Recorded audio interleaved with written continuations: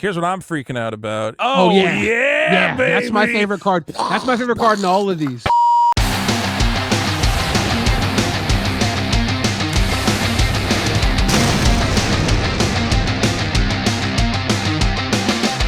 Hello and welcome to another episode of Rhystic Study Hall, the magic podcast that makes all the girls say, "What is this? You spend all your money on cardboard?" Okay.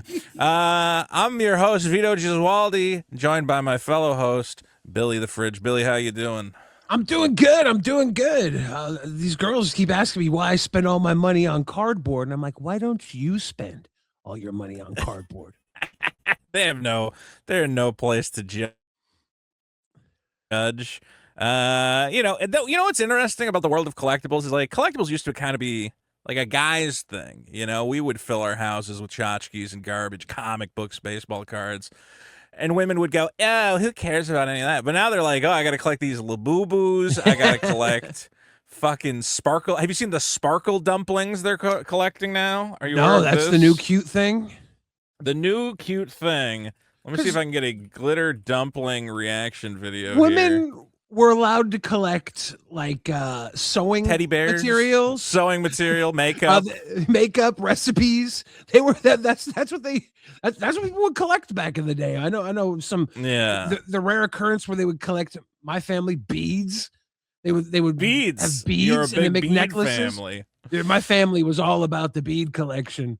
My mama, my grandma. You know what? It's true. Women would collect. My mom had like a curio cabinet, little tchotchkes, little glass decorative nonsense. The precious moments, angels, china plates. Yes. Women collected the heck out of stuff. We gotta. So honestly, maybe it's good now that you see more women are playing like Magic and they're collecting Pokemon cards. Where you go, well, this is better than the fucking crap you guys used to be collecting.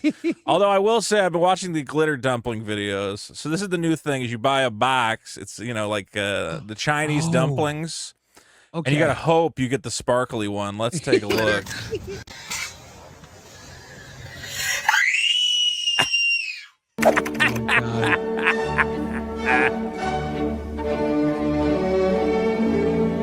Okay, guys, you look first because what is it? Do they eat them? No, because they're like made. It's like plastic. I've seen kids like screaming and crying. This is not a good reaction. Oh, she got the regular one. She got the regular one. And you rip them apart. Didn't even go to number one. Wait, it only had 3 of them. This is bullshit. We got trolled. We got trolled. It said top 5, and then it showed me 4. Finally found the rare. All right, let's opening see these dumplings for the very last time. I know for a fact. I can't even make fun of this because this is me and Magic cards. The gold glitter dumpling. So I'm retiring after this.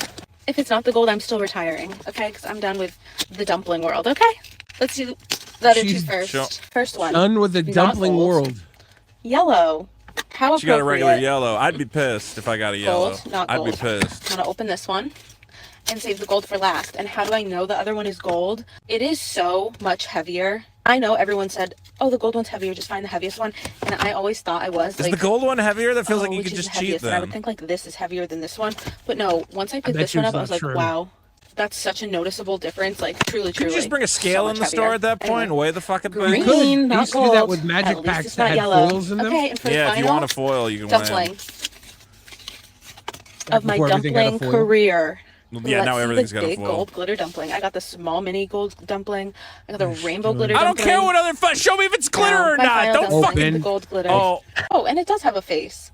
Is that it? That's the gold one. This sucks. Is it? I thought it was gonna be cool. Okay, so you know how there's all those guys that do stupid pranks in public and they're kind of douchebags and they ruin it for everybody. They like pour milk on the aisles. I kind of want them to come do this. Walk into a dumpling house. Order dumplings. When the dumplings come, open up the thing, go fuck, and just start ripping up the food. Because there's no glitter one.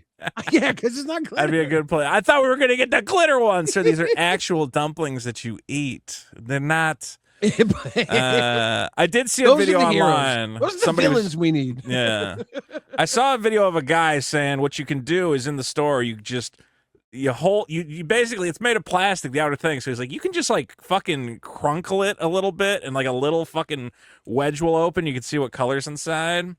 So guys, That's don't buy vile. these. I mean, you gotta, if you're trying to find the thing, no, they might already be searched, guys, if you're looking for the glitter dumpling.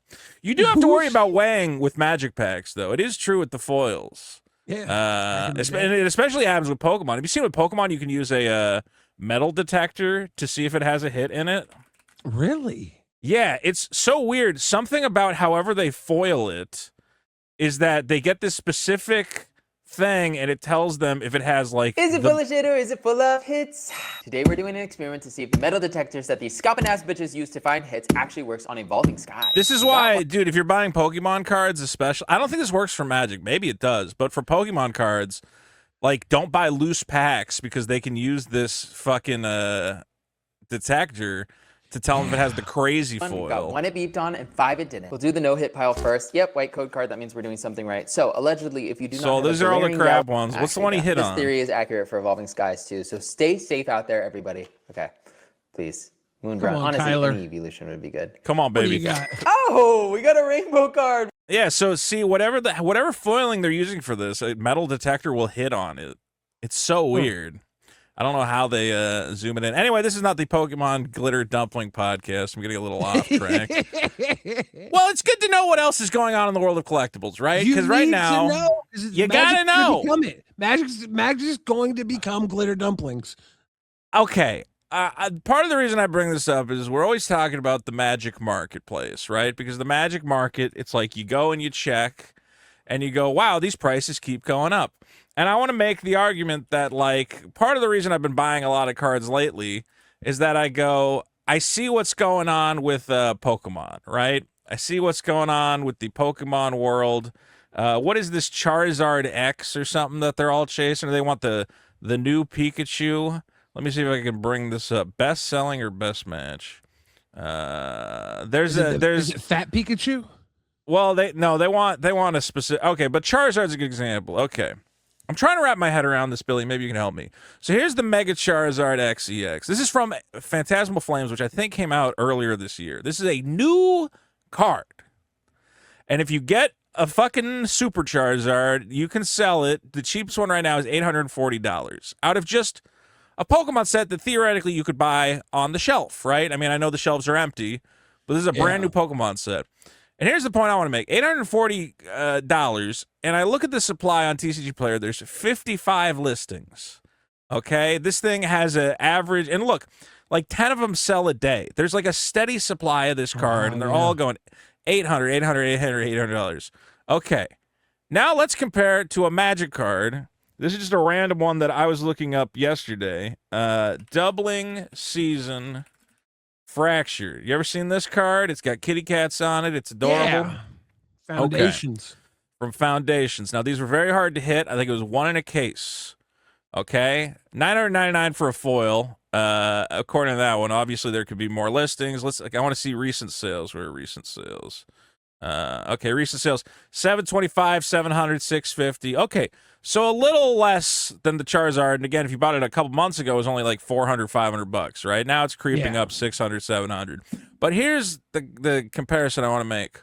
One listing on all of TCG Player. We're down to 1 copy left. Somebody might list more of them, but it's not like Charizard, where there's just more people. Oh, I opened a Charizard. I'll put it on TCG Player. Oh, I opened a Charizard. This card seems actually fucking rare to me. Okay, I think there's a couple, and there's 4 Japanese copies if you want a Japanese one. Honestly, $400 for a Japanese one. Somebody go buy this for half the price of the English one is crazy to me. But the way I'm looking at Magic cards right now is I still don't think the market understands how limited this stuff is compared to a lot of other stuff on the market, especially compared to Pokemon. There's infinite fucking Pokemon cards. They keep reprinting those sets. Foundations, collector boosters are not going to get reprinted. And here's another place where we see this going up. Have you seen what's going on with Lord of the Rings poster cards? Oh, yeah. Spiteful Banditry? Absolutely, Scott. I wanted to get a Spiteful Banditry. I can't get one now. How much are they for a foil? Fucking right now $200. This was Oh, this I was got one of those. $60. You got one? Well, I I don't. got- I fucked up. I got one of those sitting in my red green X spells deck. Bro, okay, look at the price spike in April. Can I get the foil printing? Let's see. Back in April, this was a $40 card for Yeah. the spike. Dude, the poster foils, everyone went, well, it's not serialized. Who cares? It's just a regular cool foil. This has 5x'd in about a month. You And know, again, look at the 12 copies remain on all of TCG Player. I almost sold mine for $10 to Card Kingdom when I was I'm like, so doing a glad trade you in order. didn't. I was like, this is a cool card. I was like, nah, I'll keep it. $10. I'll throw it in my X spell deck. It'll look cool when I slam it on the table. Here's the one I realized I really fucked up on because the Mount I Doom know. looks so badass, and I don't know why I never went and bought a Mount Doom. Mount Doom. I mean, I guess Mount Doom was up there for foil. It was a little higher. It was like 150. It looks like, which is kind I of nuts. But specifically bought the full art foil version from the first set because I was Yeah. like, oh, Mount Doom's dope. And I had it. So I was like, I don't really need this. And I opened the Mount Doom Silver Scroll version. that's I pretty don't really cool. need I like this, the Silver But I Scrolls almost a lot. bought this. I just had a couple others that were like not just sitting in Yeah. decks. And I was like, but I wish I would have because I love this card. It's fantastic. Yeah, I mean, it hasn't spiked as much as the other ones because I think everybody had this one on their radar already. But right now, all the poster cards are going nuts. So one place I go, do you go to MTG Stocks at all? Do you know I that don't. site? No, I don't use it. Okay, go to MTG Stocks, and what's great is you can go to this interests tab, Okay. and this is a great way to check the daily spikes as well as the weekly spikes. You can pay more. You can pay for the premium if you want to see, going further back. Now, looking at the Marvel stuff is stupid because when it says it went up 4,000%, that's because Yeah. it just got added. So it went from a penny to, $1 will be a 4,000%. But you look at some of this stuff. Okay, Showcase Scrolls in North of the Healing House is up 90%. So it used to be $2, now at $5. A lot of all the Nazguls are going, dude, was at 110 for a Nazgul. We're at $150 for a basic showcase fucking Nazgul, which is crazy to me. Not even foil. I almost bought the 9 original ones when they were like $20 a piece. Yeah. The Silver Scroll ones, because the foil Silver Scroll ones, because I had a Nazgul deck, but I had all the original ones. Oh, I was like, man. I don't really need these. I don't need the fancier ones. I'll get them eventually. They're man. uncommons. They're uncommons. Oh, dude, they're $150 each. I mean, I didn't see that coming.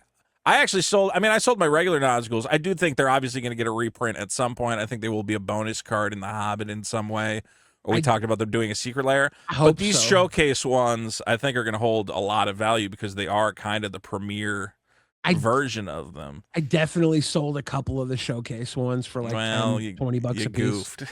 Yeah, because I was sitting there with them and I was like, I'm not gonna get all 9. I already have the 9 other ones. I'm fine. Here's where I'm at is I'm only selling base versions of stuff. Okay, if it's a fancy treatment, if it's something else, if it's an extended art with like weird art, I'm probably just holding it at this point. But any like normal, I'm going through my bulk right now. Or I'm like replacing. I put the TMNT teleportation circle in a deck, and then I'm going, okay, this is the basic normal teleportation circle. Sell it. I got just a bunch of whatever, or like a Black Market Connections. I think just got reprinted in Marvel. Yeah. So I'm like, okay, I'm gonna keep the etched version because that's cool. This is like a regular extended art. It's not foil or anything. I'm like, yeah, I could probably part with that one. Also, it's Japanese, so I don't know if anyone even wants to buy it. But it's been real interesting to watch these market movers on again MTG Stocks. And what's another cool thing is that it's cool to check that list and then you go, wait, why the fuck is that card spiking? Because yesterday I checked, and do you know the card Seeker of Skybreak? Oh yeah. Yeah, it's got a combo now, right? It's got a combo. So another good thing about MTG Stocks is they will do kind of a roundup of what's going on and why stuff's spiking. Here is their weekly winners article. These are a lot of fun to read. Yeah. So I woke up and I was happy because I use Seeker of Skybreak in my Prime Speaker Vanifar deck, the lady who taps and birthing pods, and I go, oh, an elf that can untap my lady. I'll get a foil version of that. And it was like $15 for the Future Sight foil. I see them going now for like 60. Some guys are trying to get 100 for it. Nice. But this is a combo that might get banned. It seems really a little too easy to pull off. So, Seeker of Skybreak, 1 green for a 2/1 untap target creature. And I never even really thought about this, but it can untap itself. Oh yeah, and that's where the combo comes into play. So it has had combos before, including one with, I don't know why it won't let me see this, Illusionist Bracers. Whenever an ability of equipped creature is activated, if it's not a mono ability, copy the ability. So I guess you can, so you put Bracers on it, you have a Monodork in play, and then you untap it and the Monodork at the same time, so then you get infinite mana. 3-card combo, but this is 2-card, and this is is 2 the cards, win, right? It's 2 cards in Pauper. You can pull this combo off on turn 2 and win the game. Hawkeye's Bow, it's a red equipment for 1. Equipped creature gets +1/+0 in reach. That's irrelevant. Whenever equipped creature becomes tapped, it deals 1 damage to each opponent. And it only costs 1 to equip. So I assume everybody figured it out. You put the bow on the Seeker, you untap the Seeker infinite times until you kill your opponent. And the reason this is relevant is Seeker of Skybreak's a common, and this is a common. This is a Pauper legal combo that you can pull off if you use a Lotus Petal, which is also a common. Simian Spirit Guide is still legal. Is Elvish Spirit Guide not legal in Pauper? Yeah, I don't know. You would think it would be if Spirit Guide is. Yeah, I guess they decided we can't. What was Elvish Spirit Guide was a common, right? I assume I if thought Simian so. It must be if Simian was, so it might be banned. I don't know. Regardless, use a Simian Spirit Guide, use a Lotus Petal. So turn 1, Lotus Petal, Forest, Seeker of Skybreak. Turn 2, Hawkeye's Bow, equip. GG, game over. You can disrupt it. You can kill the Seeker. You should kill the Seeker, if you know it's there. But it's basically saying, do you have turn 1 removal or not? If you don't, okay, here's the bow, here's the elf. A couple other cards that have spiked. Champions from Beyond from Final Fantasy. Do you know this card at all, Billy? Yes, it's spiked. I was gonna pick a bunch of them up. Why don't you tell me when you think you're gonna pick a bunch of stuff up ahead of time? I didn't even think about this card. They're hero creature tokens. They're colorless. Yeah. At the same time I was gonna pick these up, I picked up a few of the Eldrazi from MH3 that gives +3/+2 to all colorless creatures. I think it's Kozilek. And I was like, these colorless heroes work well with him. So I picked him up, and I didn't grab these. Well, this is, it hasn't spiked insanely, but 200%, if you bought like 100 of them, you would have made okay money. I don't know if it'll hold, though. It's not the most powerful. When this enchantment enters, create X/1/1 colorless hero creature tokens. Again, it's just good, though, because if you're Captain America, the new commander deck, whenever a hero you control enters, it gets Vigilance and Haste, put a +1/+1 on it, and a +1/+1 Captain America. So that means you're going to get a big Captain America. I think that's going to go up over $10. I'm almost sure of it. Which card? This card? Yeah, I think this one, because heroes are just going to be popping off for the summer. It's Hero Summer, dude. It's Wet Hero Summer. Is that what we got going on? It is. It's Wet Hero Summer, baby. It's Wet Hero Summer, and this is going to go up further. I think this is going to hit 10. Maybe I'm wrong, but I could see it climbing a little. Yeah, look, obviously, if you're planning on building hero decks in Commander, now's a good time to grab one. Every single person that picks up the hero deck is going to be like, "What do I do to upgrade it? Oh, this is it." It's gonna. The normies haven't hit. Well, yet. Yeah, you're right. We're at that point. It's the same reason I'm still holding on to those Miku secret layers, and I haven't moved them yet. We know that there's going to be a Miku deck and everybody's going to want that Miku card, but most people have not yet. You're going to have a lot of people coming into Magic and they go, oh, there's a Captain America deck? Okay, let me pick that up. Hey, what cards? And this happens. I got a buddy who just got into Magic. He bought a Strixhaven deck. And he sends me messages. He goes, you got any cool card ideas for it? And I go, oh, you got to pick this guy up. I forget what I was recommending to him. I was like, oh, you got to get a Sephiroth at some point. Sephiroth's like Blood Artist on steroids, and I think the green-black Witherbloom deck is all about sacking creatures for benefits. He's like, oh, that's awesome. I got to get a Sephiroth. So, Yeah, now might be the time. Hey, you could still spec on Champions. You should have spec'd a week ago when it was 80 cents, but you could still do it. I think I might grab a couple of the Surge foil ones just in case I want to build a deck. Oh, that's true. There's the Surge version. Did it have an extend? It must have had an extended as well in the collector decks. I don't know. Also, one I did not see coming. I didn't even remember this card, and I opened Jumpstart Foundation, so I guess I never opened her. Ophelia, Viper Whisperer, which I should not have clicked on because something just got all screwed up, has jumped from. Well, she only doubled. I thought she was like a bulk, but I guess she was holding at 10. Spending. She's now at 30. Jumpstart's such an interesting set to open because you get all these cards that aren't available anywhere else. There's that one elf like Dionysus or something that it's like theoretically uncommon, but it's not anywhere else. It's the same as a rare. Yeah. And I think it's like $20 for that card out of the elf. And every pack had an anime art, and some of the uncommons had anime art, and the Dionysus had the anime art in that set. So Dude, it was like, right here, dude. I think I have a couple boxes of like Foundations Jumpstart, and I'm always like so surprised that I'm like, why are these not more? There's like really interesting, unique shit in here. I was buying them at 100. Or are they? That's still cheap. I think they went lower than that, and I can't explain it. I think now they might be coming up, dude. They have Scythe Cat Cub or whatever. Scythe, yeah, that one's the big one. Let me see what Jumpstart Foundations is going for a box, because I remember going, how are these under like $100?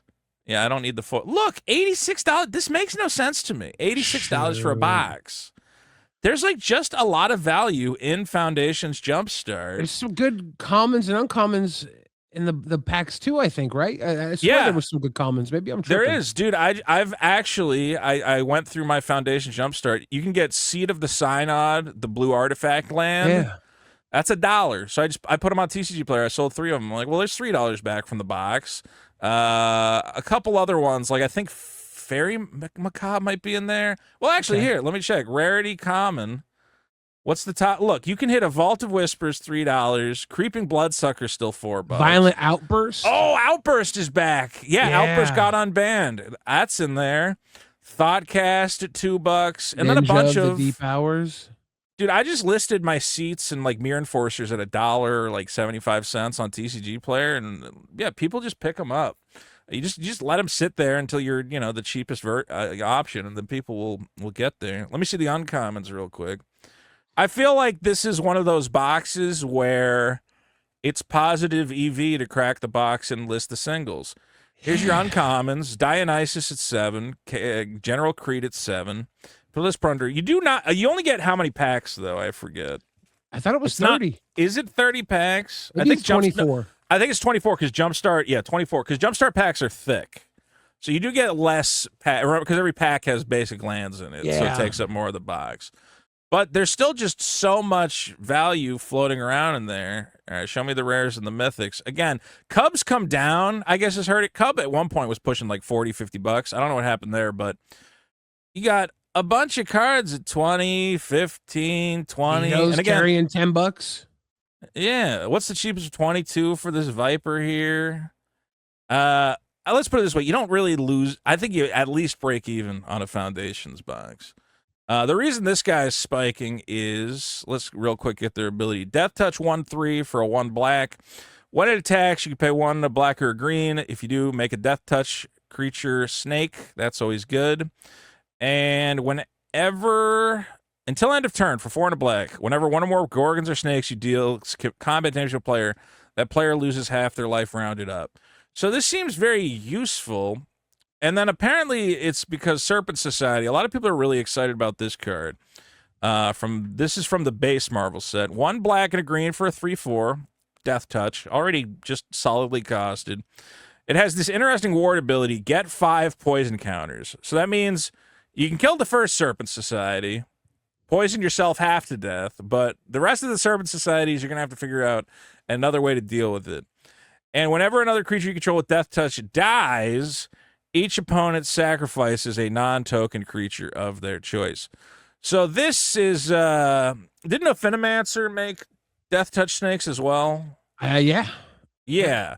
So this is basically like a baby Ophinomancer, which is just helping you fill the deck with more death touch. You want a bunch of death touch creatures in order for the Serpent Society to keep forcing guys to sack other creatures. It's like a weird grave pact on a guy. I would sell this Ophelia or whatever right now. I don't think this card's going to be that great. Yeah. Well, it looks like it already came down from the spike. It looks like it got up to 35. Yeah. And as we saw on TCG Player, it got down to like 22. There's poison goons, right? There's these goons that see poison, and because of how powerful Infect was, they over-evaluate poison. There's so many ways to get around paying that ward cost, board wipes, sacrifice effects. There's non-targeted ways to remove all types of stuff. And even then, it's not that bad of a card. It's like you're losing creatures pretty crazily, but they have to make you could kill the pieces that make everything, and then you're not losing as much. If you're making tons of creatures, you're safe. I don't know. Well, what you're doing, so this is going to be your commander for a dedicated Death Touch deck. Finn the Fangbearer was a great commander and a lot of fun, but the problem with Finn the Fangbearer is he cuts you out of all the black Death Touch creatures. Yeah. So I think the people who have been trying to make a Death Touch build are like, oh, cool, we have a Death Touch commander. I think the ward is cute. I don't think people are focused on the poison thing of it. It's just basically now all my Death Touch creatures have a Grave Pact attached to them. So that means not only does the creature they trade with going to die, but my opponent's going to lose 2 creatures every time, the one they trade with and the one that gets Grave Pact. It's cute. Grave Pact is a game changer, right? Yeah. Yeah, so this is your Grave Pact. I don't know if it... No, I don't think it's a game changer, is it? Okay. I for some reason, kind of crazy if it was. Game changers list. I think it's one of those cards that people just like hate playing, right? Like maybe it's up there with the sour face cards. Yeah. Well, here's what I've learned about game changers is if it kills creatures, Wizards doesn't really care because they want you to be killing creatures. There's no such thing as killing too many creatures in Magic. They're like, I don't care about that. Just don't take infinite fucking turns. Like I played Deadly Rollick in a Commander game recently. And a guy went, whoa, I thought your deck doesn't have any game changers, man. I went, Deadly Rollick's not a game changer. It kills a guy. Yeah. And then we had to check the list. He's like, oh, okay, I thought it was because it's free. And I'm like, no, because it's like Dismember. Like 1 mana killing, or that would be like if Path to Exile was a game changer. 1 mana, get rid of a guy. Yeah, snuff out. It's like, no, that's not a game changer. It just kills guys. Grave Pact will kill a lot of guys, but it's also something you can play around. You can get rid of it. There's ways to get out of Grave Pact that is not took deflecting SWAT off the game changer list. I thought that was a great move because red doesn't have a lot of ways to deal with stuff. That's a good point. Yeah. And also there's something about redirecting someone's spell that just feels fine as opposed to countering it.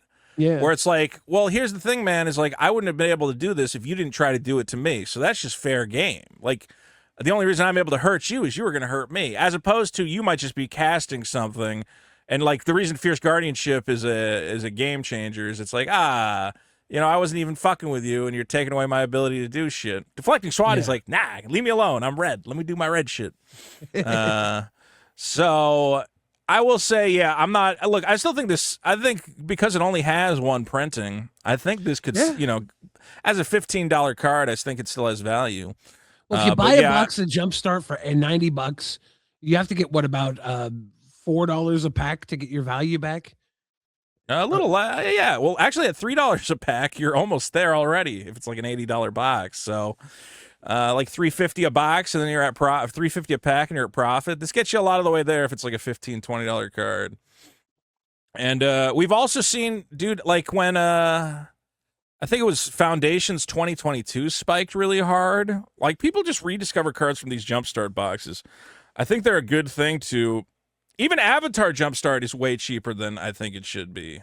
Like, have you ever seen what's in Avatar Jumpstart? Yeah, there's some great stuff. I cracked... Dude, there's great cards in there. I cracked a bunch of the collector packs, and I picked up some really good stuff out of the collector packs. These are stacked. Dude, all right, so $80, 24 packs, so that's about, again, like $3.50 a pack on these Avatar Jumpstart packs. And, oh no, but I want to see the Jumpstart only cards. Yeah, in these jumpstart packs, there's a lot of them that deal with experience counters, and whenever a commander or something comes out that is experience based, those are all going to pop and jump up, and you know they're going to go back to the experience pool in the future, the experience counters. Yeah. Oh, Is it- experience counters is a great mechanic. I'd love to see Yeah. more of it. So one problem with looking for these is like, so you're not going to pull the extendeds or like crazy foils. These are all collector booster ones. But okay, the biggest one's going to be your 40. top Earthbending Masters, $40. You pull one of these and you've paid for half the box, buddy. Yeah. And it's not that big a set. Pulling one of these, I think it's probably like one in every other box. You'll probably see one. Whenever your land controls enters, you get an experience counter. Whenever you attack, Earthbend X, where X is the number of experience counters. So pull that. Pull the Cabbage Merchant at 25. Wait, why am I not cracking these boxes, actually? The Avatar hold on. Kyoshi. 40, 25. Avatar Kyoshi. Let's see what the regular one's going for. Is another 15. You know this one, do you know Earthbending Student? No. So this is an interesting one. This was supposed to be in the Jumpstart boosters, and they forgot to put it in the Jumpstart boosters. So the only way to get this card is in foil out of a collector pack. There are no, as far as I know, non-foil versions of this card available. Okay. And it's not that good. It's 2-0 green for a 1/3. When it enters Earthbend 2, land creatures have vigilance. I mean, I guess if you have a dedicated Earthbending deck, you kind of want it. But Yeah. again, you can't get it out of Jumpstart. It's the one card. I knew they did that. Is it the one card? Is there not a red thought card it was that does card. that too? I thought there was a red card that did it too.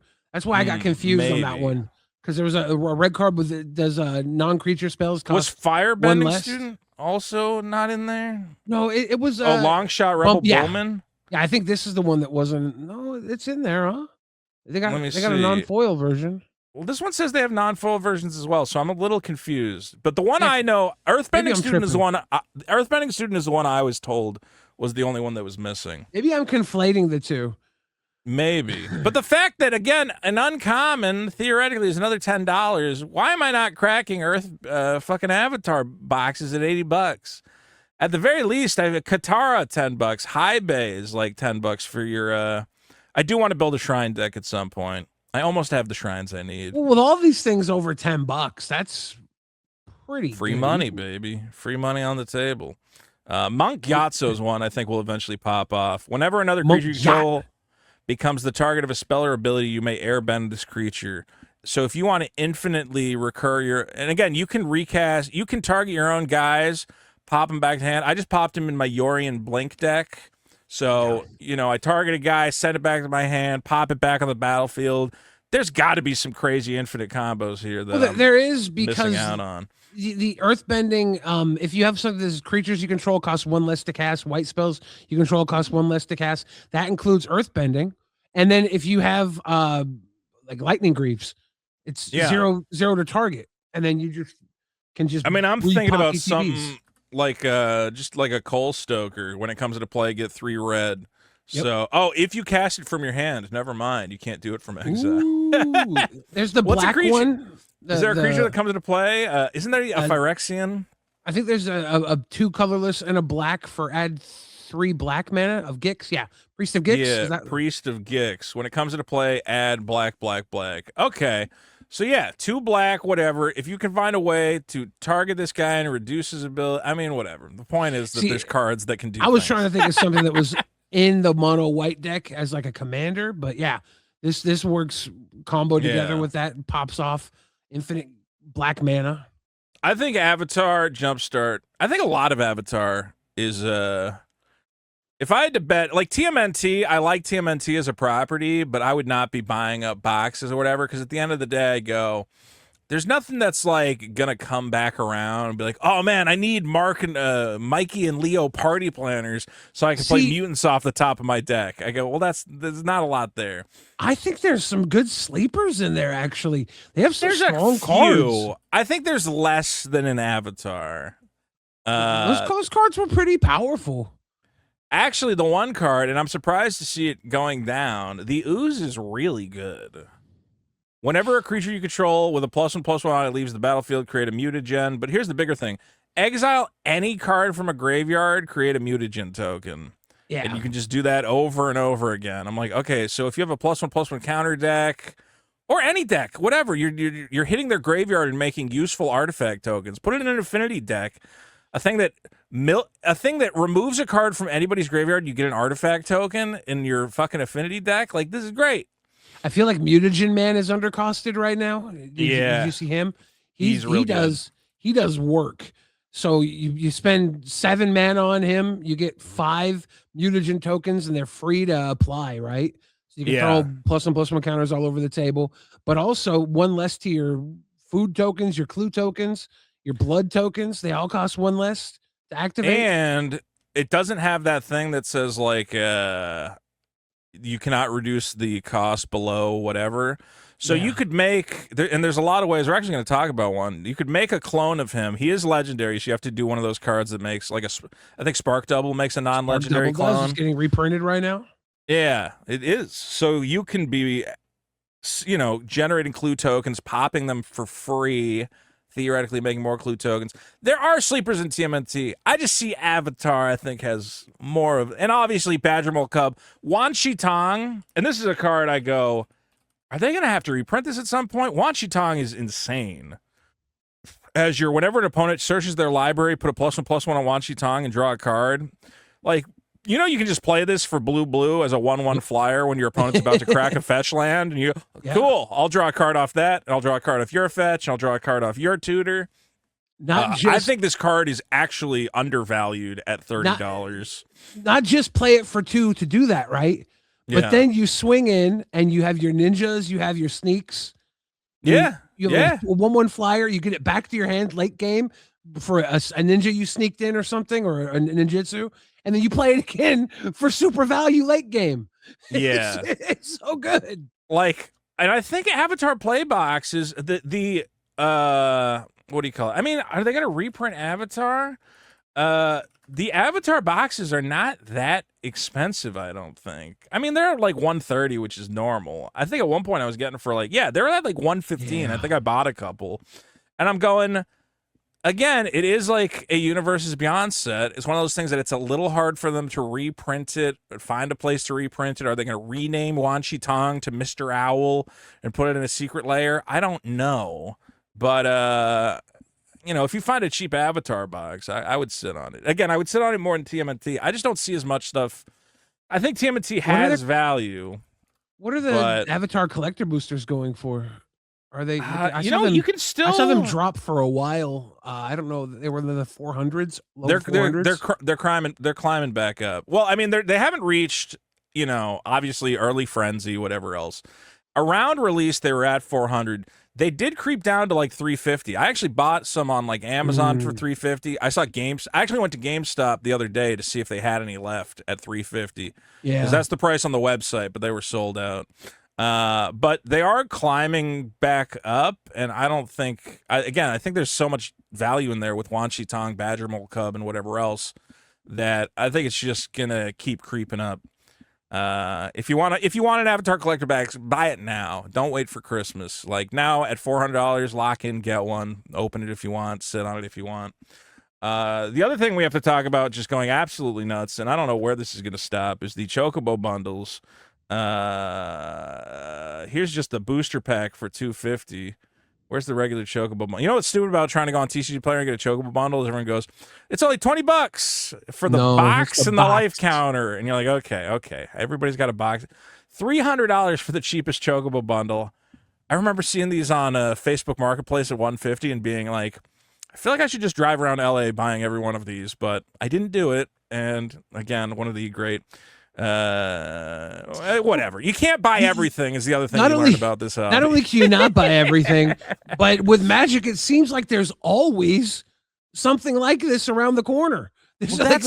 Okay. Yes. And this is why, all right, I'll show off some of my acquisitions. So I didn't want to buy these at the prices they're at now, but I'm looking at prices and I'm going, I really don't see a scenario where these drop. Okay, so I was watching a stream and I'm like, I'm missing at one point I was like, I should get the whole Chocobo whatever set, and then I put it in the back of my head.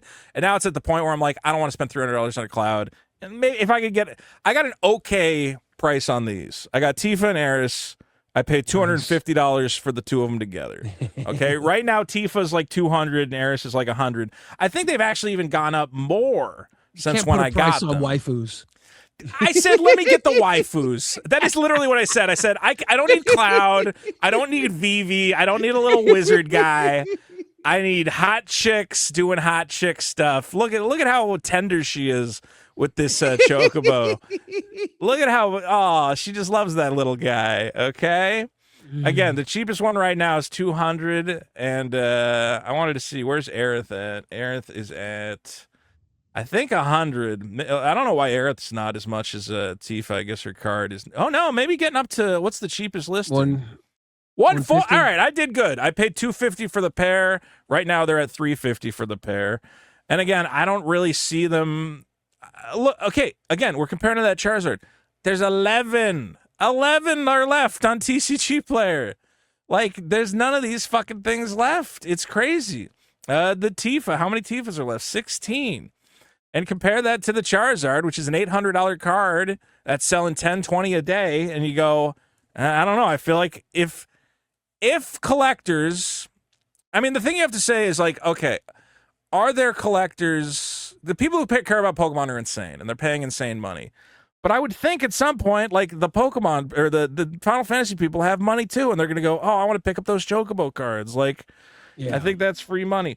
The other one I remember I had talked about wanting. Remember I told that story about how I thought I bought the Mox Opal full art, and then the guy said, oh, it was fake. Sorry, I didn't send it to you. And I went, no, I wanted it. I would have, and I think I would have paid $200 for it at the time. I realized I had, sitting in my Card Kingdom, I had like $350 store credit. And I said, let's lock in. Let's do it. So I got the foil Mox Opal. And you know what's crazy is I think I got it through $350. It was like exactly the amount of store credit I had. I had to pay like an extra $20 on Card Kingdom.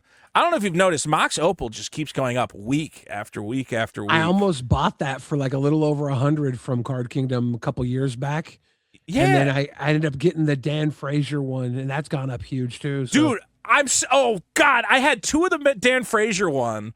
And then I was on Whatnot. I was running those like stupid games where I'm like, it's a pull box. You get a random card out of the pull box. Somebody's like, I'll pay $5 for random pull. I go, okay. And they, where do you want it? I pull it out and I go, you got a Mox Opal. And at the time it was $100. I'm like, you really got me good. You got a $100 card. Now I'm going, God fucking damn it. Is it like 500 or something? $400-500? And the worst part was, it was like a week later it got unbanned in Modern. So I already lost. It already shot immediately up to 200. So I was already like, that's a kick in the dick, but what are you going to do? Now that it's at 500, I still have one. Okay. I did go to, remember I went to MagicCon, so I got Dan Frazier to, I think it's in here, my signed Mox Opal. But I could have had two signed Mox Opals, Billy. Do you know how great? I'll find it later. I want to see, dude, the price on Mox Opal, obviously it has to get reprinted at some point. But you know what's, so you know how I said I'm selling all like my base versions of stuff? I'm very tempted. I have like two regular Mox Opals. I think I have one Double Masters one, and I have one like Scars of Mirrodin one. But my fear is, I don't know if they're going to reprint it with this classic Mox Opal art if they do reprint it. The base is $300. That's base Mox Opal, dude. And that's for, look, near mint Scars of Mirrodin, $330.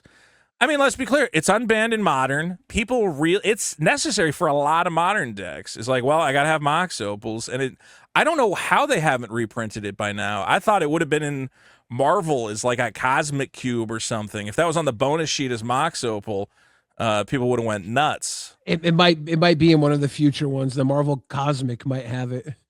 I don't know if they can wait that long. I think they might have to put it in Reality Fracture. Like, if they want people to be playing Modern, they need to make that card accessible in some way, right? Yeah. Do they want people to play Modern? Do they care? I don't know. Anyway, here's the Dan Frazier, $550. God fucking damn it. At least it went to a guy who I'm like friendly with. I know who got it, so I'm not too upset. But here, look, the basic box topper non-foil now. I bought this at the beginning of the week. Okay, at the beginning of the week, this was $350 for in EX played condition. So there is a little like scratch on it. I actually might try to like see if I can get it off there. But whatever. I was like, if I could save $100, it was $100 cheaper for excellent condition. I'm like, I don't need it. I'll deal with a scratch or two. That's wild to me. If something this high value, I'm like maybe if it's don't get in my head. Don't get in my head. Like an old dual land, I don't mind a little wear and tear on them. That's kind of makes them look cool, But I can barely see the scratch. I can barely see it. All right, it's a telltale scratch. It is right on the art. I wish it wasn't on the art. No, I'm kidding. Well, I bought the excellent condition, hoping I'm like, who pulls one of these and doesn't immediately put it in a sleeve? Like it can't be die roll sometimes. I was like, it can't be in terrible condition. I thought honestly, I was like, it's probably fine. It's probably got like a little thing. It's got a scratch. Do you know Kurt's Card Care? I'm gonna buy the Kurt's Card Care. That's my plan. Oh, really? Is that a thing?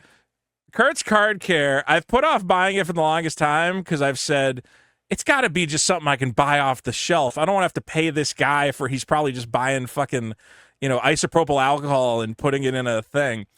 But this guy, Kurt's Card Care, he's the guy all the Pokemon people go to. And I think he even has his own, let me see, Kurt Card Care Scratch Removal. He has an Instagram. Guys will say, hey, I took my PSA 6 Charizard. I used the Kurt's Card Care and I got a 10. And it's like, he gets results. He gets results. Kurt knows his stuff. Kurt's all right, here, look at this here. Before and after with a this was a magneton. Oh, Can you see how deep the scratches are here? Okay, and then after you can still kind of see them, but it's better. Like he got most of them out.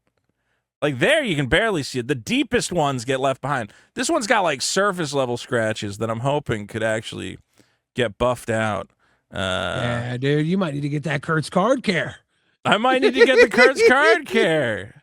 Why isn't Card Kingdom using Kurt's Card Care? Do you think it's dishonest or something? Well, here's the thing: is that so technically PSA does not want you doing this, yeah, but like right? they can't really tell. Like they don't have a way to tell that you've like.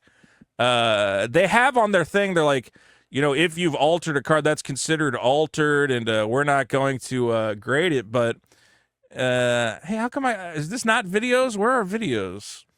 So confused. Doesn't Kurt's Instagram have videos on it? Showing the before and after of these? Yeah. Well, he does, dude. He does a bunch of stuff. Like I think you can send him his cards, send him your cards to try. Oh, here we go. Oh, he got the Nancy. Looking at here is a poorly manufactured card. The card on the left. I don't want to learn about heat pressing. I wanted to learn about how to get rid of fucking scratches Come on, and dents Kurt. and shit. Repair and pre-grade.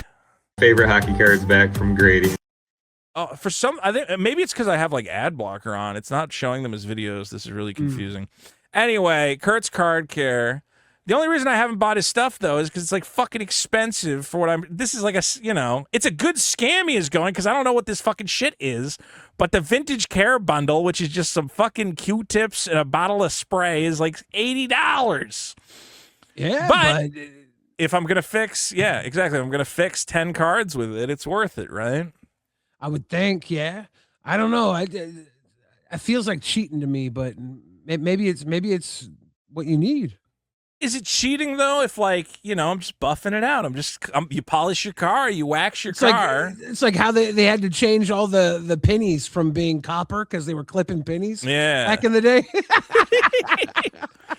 Here's the best scam Kurt runs is Kurt's Card Tool. It's a piece of plastic with some PVC tubing on the end of it, and it's what he uses to get like the creases out of the cards. And he says, I've tested thousands of pieces of PVC plastic to get the exact thing you need to get your cards in the right thing. And I go, oh my God, this guy's making a fortune selling the card. This is what I need. The card polish. I think will get the scratches out. It's got to, right? Yeah. All right, I might have to buy Kurt's card polish for 30 fucking. Can someone in the comments just tell me, is it turtle wax? What is it? It can't be Did that you ask good. Chat GPT what it is? Will it tell you? I don't think it ChatGPT knows. Nobody knows. Like, If I was like, ChatGPT it's- doesn't know, how's someone watching us gonna know? dude, I guarantee this guy just goes to AutoZone, buys a carton of whatever automotive wax, but I don't know which brand, and he's getting great results. If I could figure out what brand it was, I would save You a fortune. guarantee it. You guarantee There's it. no way this guy's in a lab coming up with a specific card polish. He just found which one works and he put it in How a do you tin with his know? name on it. How do you know Dude. he wasn't like, oh, this polymer compound, if I contribute this to the exo factor of the diesel scale, It's probably, no, it's Kurt would be a Vaseline. scientist. Probably Vaseline mixed with like fucking chopped up Captain Crunch for all I fucking know, man. It's Cheeto fingers. You just rub Cheeto fingers across it. Anyway, I'm actually I got a bunch of Chocobo bundles, but I didn't want to gamble, which is why I just bought the singles. I'd rather sell the Yeah. Chocobo because man, I don't want to when a product hits that price point of like $300 and I go, okay, so best case scenario, I open a Cloud and a Snapcaster Mage. But knowing me, I'll open Barrett and Mog, and then I'll go, Yeah. God fucking damn it. I could have just sold it and got one of the cards I wanted. Are they Japanese Chocobo bundles or are they American? I think I have 1 or 2 Japanese, and I have like 4 or 5 English ones. I know you, and you think foreign cards are the way to be. You buy them up, right? You say they sell. Dude, I sell them on TCG Player now and again. People who don't.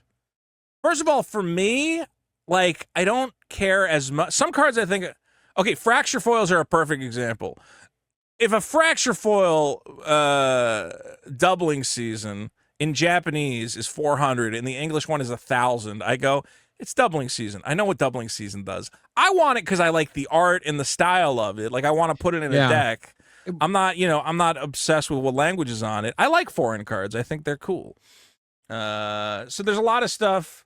Like the price on fracture foils versus the English ones, like Enduring Tenacity, you know that one? It's like the black one. Yeah. So I bought like the Japanese one because look, the fracture foil in English, cheapest one right now is $240 fucking dollars. Yeah. And I go, dude, I just want a big shiny snake for my life gain deck. Like that's it. That's all I'm thinking about. A Japanese one is $60. That's a fourth of the price. Honestly, I might get a second one at $60 if the English one's 200. It's the same Lightly with played. You might need to get Kurt's fucking wax. Yeah, I might need to. I just want the shiny thing. Actually, you know what sucks is the monofoils aren't available in Japanese. This is another one I wanted. Is Sire of Seven Deaths. Oh is yeah, sick, dude. It's a sick fucking looking card. How much is this going? I was looking on eBay trying to get this one. I think this also spiked like crazy. It's now up to, like $200. I thought I wouldn't like the monofoiling, but then I saw it and I'm like, it's kind of cool. it's Gives a cool. little Yeah, I got a texture. few monofoils that I'm happy to have. All right. Well, enough about all the things I've been buying. What were you I don't gonna have say? I don't have any pickups. I got somewhat of a letdown. No.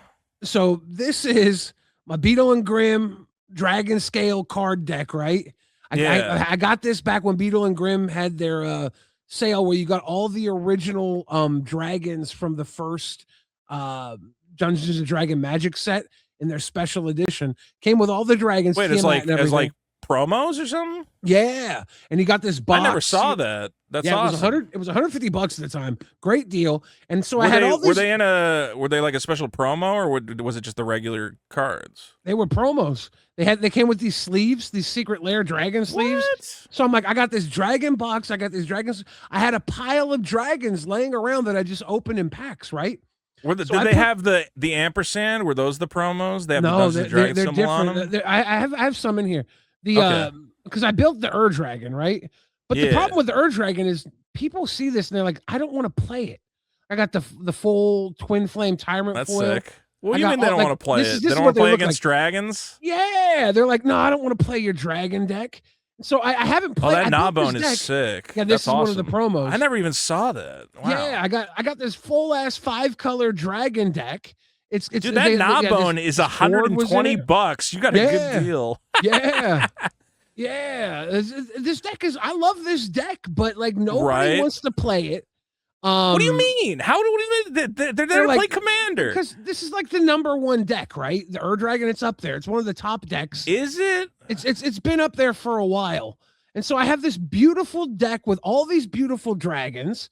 Yeah. And I don't think I'm ever gonna play it. It's like I didn't realize Dragon is literally the number 1 most played Commander deck. I didn't realize that. It's not CEDH. It's like there's Well, nothing about this. I was gonna say, how powerful is the Dragon deck? It seems like you just play big dragons. That's not that. Every offensive. big dragon comes out a turn earlier. Yeah. There's dragons in here that are like 2 mana that now are like there's a dragon in here that is 1 green, add a green mana, gain 2 life when you cast a dragon spell. So it's like buffed up Land of War elves, and then you have Mox Jasper. When you control a dragon, you get a mana of any color. So this ramps out like crazy. I was gonna say, I'm sure it's like powerful, but I don't think it's like, okay, one guy's over there playing dragons. Like, how is that any different? This Tiamat? That was Did one that of come the promos. with that came with it? Fuck, I fucked up. That's awesome. Yeah. 150. You got a Tiamat and a old Gnawbone promo for did it come with that deck box and sleeves and everything, or what? Yeah. It even came how the with fuck did I hear about this? That's a fucking bargain and a half. It even came with a pewter dragon life counter, like a statue. But I gave it to a friend for his birthday because he's into collecting like statues and cool shit. So I was like, man, this is. I think you should have this. He was like, oh, that's dope. I got to stay up on the Beetle and Grimm stuff because like they do put out some. They haven't done one this cool since then. I don't think. Interesting. But I have this whole ass dragon deck, and I'm thinking to myself, I should take it apart and make like a changeling deck with the same commander because I have a changeling deck too. Look! I got just find people who aren't fucking weirdo. Oh, that's sick. That's in English. Yeah, dude. That's big money. Holy crap. Yeah, that deck's big money right there. It's like a I don't know. It's not a textured or a dragon though, right? It's just a regular foil. Yeah, just regular. Because I opened it. Because like these are all stuff that I just had laying around.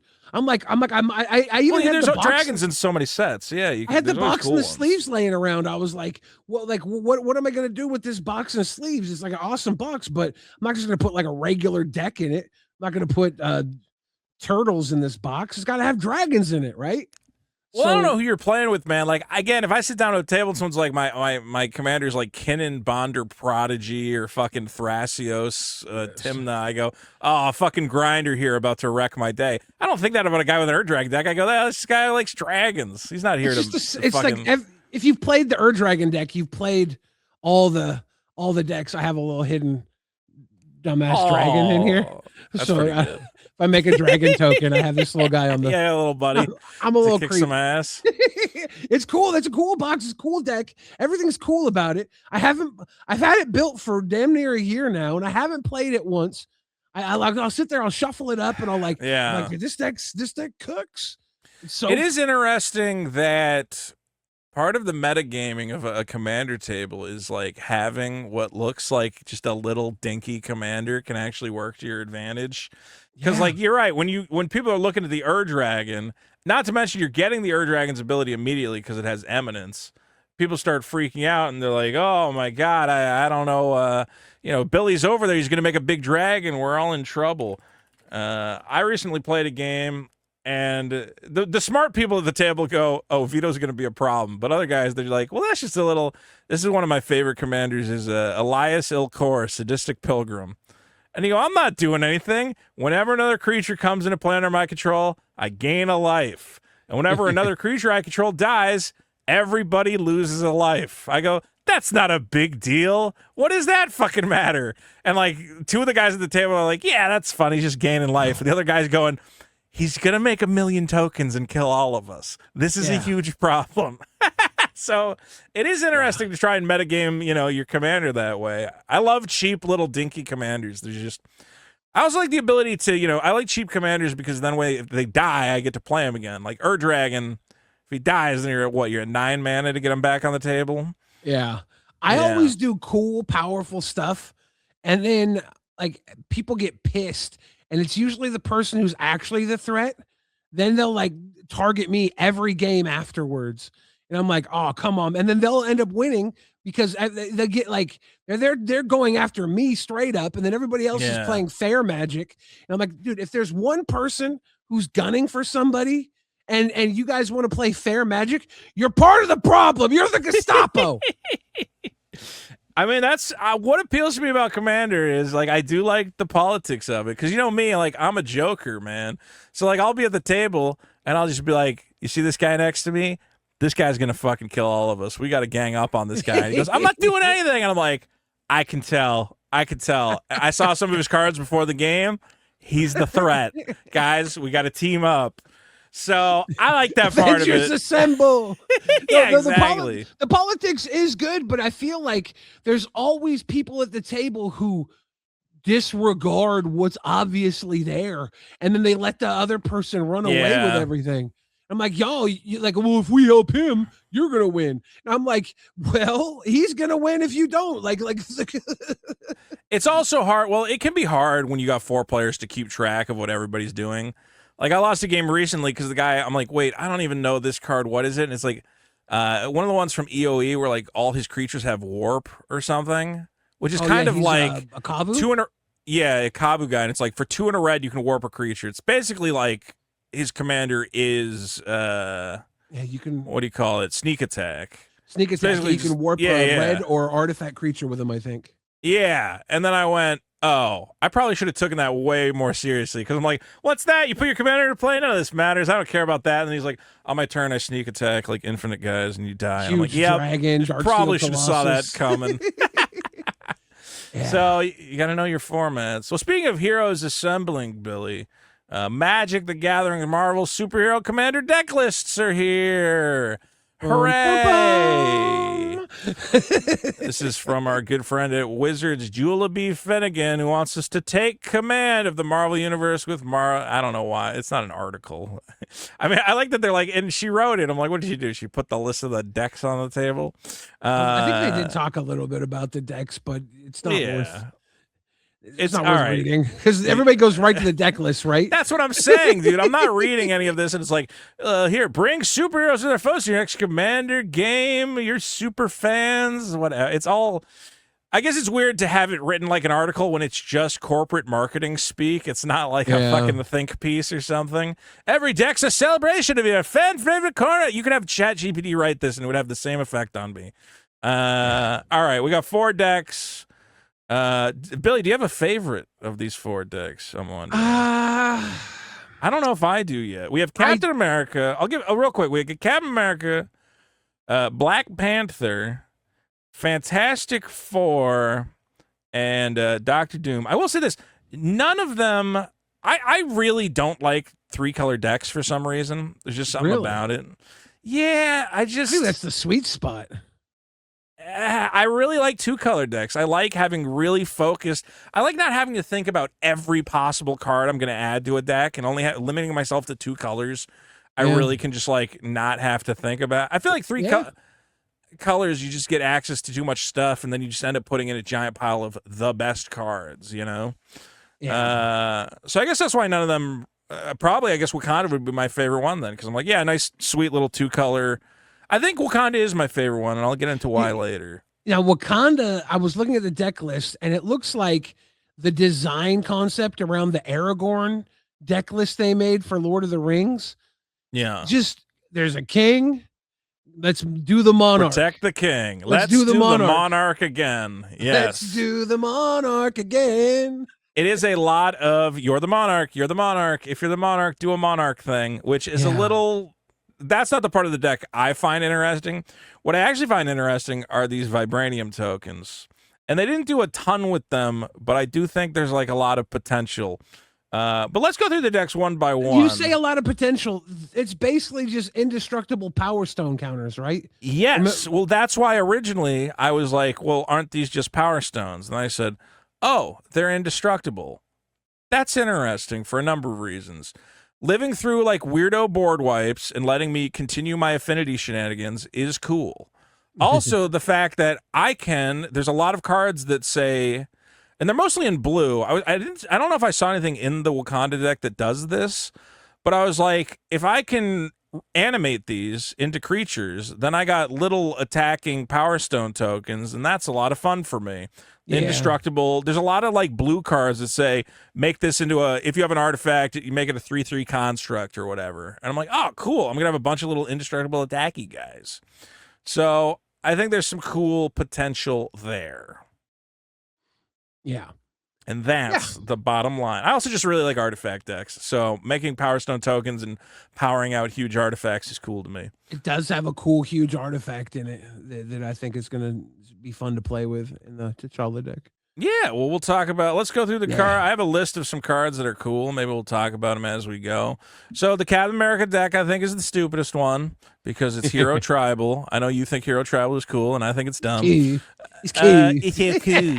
I make a hero, and then all my heroes get bigger heroes. I'm like, hero. So you got your choice of two different commanders. You can either play your Captain America, which we talked about earlier, or you can play Director Nick Fury. Heroes cost one less. Whenever you attack, look at the top 4, reveal a hero card from among them. Put that card. I would play this guy, I think. The Nick Fury? Yeah, all my heroes are cheaper, and I find more heroes whenever I attack with anybody. To be real, I feel like the hero deck is the other Nick Fury from the main set. It's all 5 colors. You can put all the good shit in there. That's the immediate upgrade, is to just get that Nick Fury, which you'll be able to get him for like his base version will be like $1. Yeah. So, but if right out of the box I had to play one, I would think this guy makes my heroes cheaper and lets me find more of them. Is better than putting all my bucks on Captain America. Captain America gives them vigilance, haste, and buffs them. That's what you want to do. You want to be attacking. The fact there's vigilance and haste means the second they're on the board, they swing in and they block. Haste is huge. Yeah. But what if I run out of heroes? Then I want Nick Fury. I'm going to use Nick Fury to draw into Captain America. All right. So you got Captain America. You got a million. Look, the decks are too much for us to go through every single creature, but we did want to talk about a couple. Okay, you got to ones look at we Jocasta. like. We got to talk about Jocasta. Let's talk about Jocasta. I did look at Jocasta, and I thought about putting it on my list, and I didn't. So I'm glad Three colorless. So that means not just this deck. Any deck where you would want this, it's available. Flying 2/2. Whenever your commander deals combat damage to a player, put a +1/+1 counter on Jocasta. So if you have a commander with first strike, this is great. But whenever you attack with your commander, if this card is in your graveyard, you may return it to the battlefield tapped and attacking. So every deck you have, if this is in your graveyard, if you need to sacrifice a creature every turn, and you're going to be attacking with your commander, you get this back every turn, non-token creature to deal with, to sacrifice, whatever. In any deck. It goes in any deck. I just couldn't think of what deck to put this in, though. I mean, anything with first strike, immediately this comes in 3 extra damage because the first strike's going to hit, get a +1/+1 counter. Anything that your commanders are going to be sacrificing creatures, you know? If you but I'm just I'm looking at a Phoenix right now. This is like a Phoenix. You're telling me, well, now you can get a Phoenix in your other colored decks, not in a red. I'm like, yeah, it keeps coming back, but I don't know. Do I need a 2/2 flyer, a 3/3 flyer? Again, if there's like sacrifice shenanigans, I could see you getting something out of it. And when I did see, yes, it's colorless. You could go in any commander deck if you attack your commander. I just don't know what the fuck to do with the thing. Yeah, I feel like it's got a lot of placement in every, just because it can go in any deck. There's a whole lot of worlds where this might work. In a first strike deck, this is immediate 3 extra damage when it comes out. I think it has potential. It's there's something that could be done with it. But if you got affinity, like if you're running affinity, there's another artifact that counts your affinity. You're not allowed. That's not an argument, Billy. This is turning on your Mox Opal. You can't go if I'm playing it. If you're playing affinity, it's another artifact. You can make that argument about any artifact, Billy. But this is free. This is free magic. Repeated it's free not magic. Free. You got to get it in your fucking graveyard first. That's hard to do. What is? They love discarding and drawing and discarding. Rummage effects, loot effects. Yeah. Look, I'm not completely shitting on it. Again, I almost put it on my list because it is interesting. It's not doing.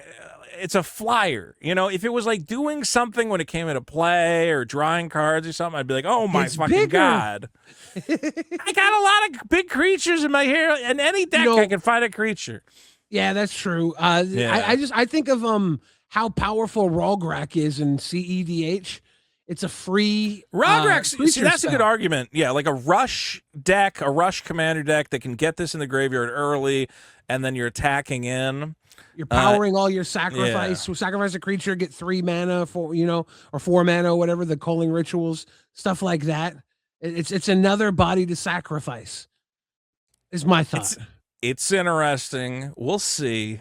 I'm not going to spec on it. I'm not buying like 20 copies of it. Let's put it that way. But all right. Well, that was the one that really stood out to me. no, that's look. It's a good one. I don't know what to fucking do with it. Somebody else needs to break it. Here's one that stood out to me. I like Ant-Man a lot. Did you read this card? Yeah. Ant-Man, 1 blue, red for a 1/2. Can't be blocked by creatures with greater power. Whenever it deals combat damage to a player, create that many treasure tokens. So you got to get this guy through. Obviously, he has his own built-in evasion, but his evasion's working against him because that means he's only going to get 1 treasure token. I want to put a Colossal Hammer on this guy. I want to get 50 treasure tokens, right? Yeah. I mean, you think about a card like, what is it, a ancient copper dragon is, or what was the one out of Kaldheim, the dragon that attacks and gets treasure tokens? Goldspan Dragon. Goldspan Dragon. Also, the one from friggin' there's so many fucking sets. What's the set where everyone's dancing all the fucking time? Streets of New Capenna. Streets of New Menace, face breaker.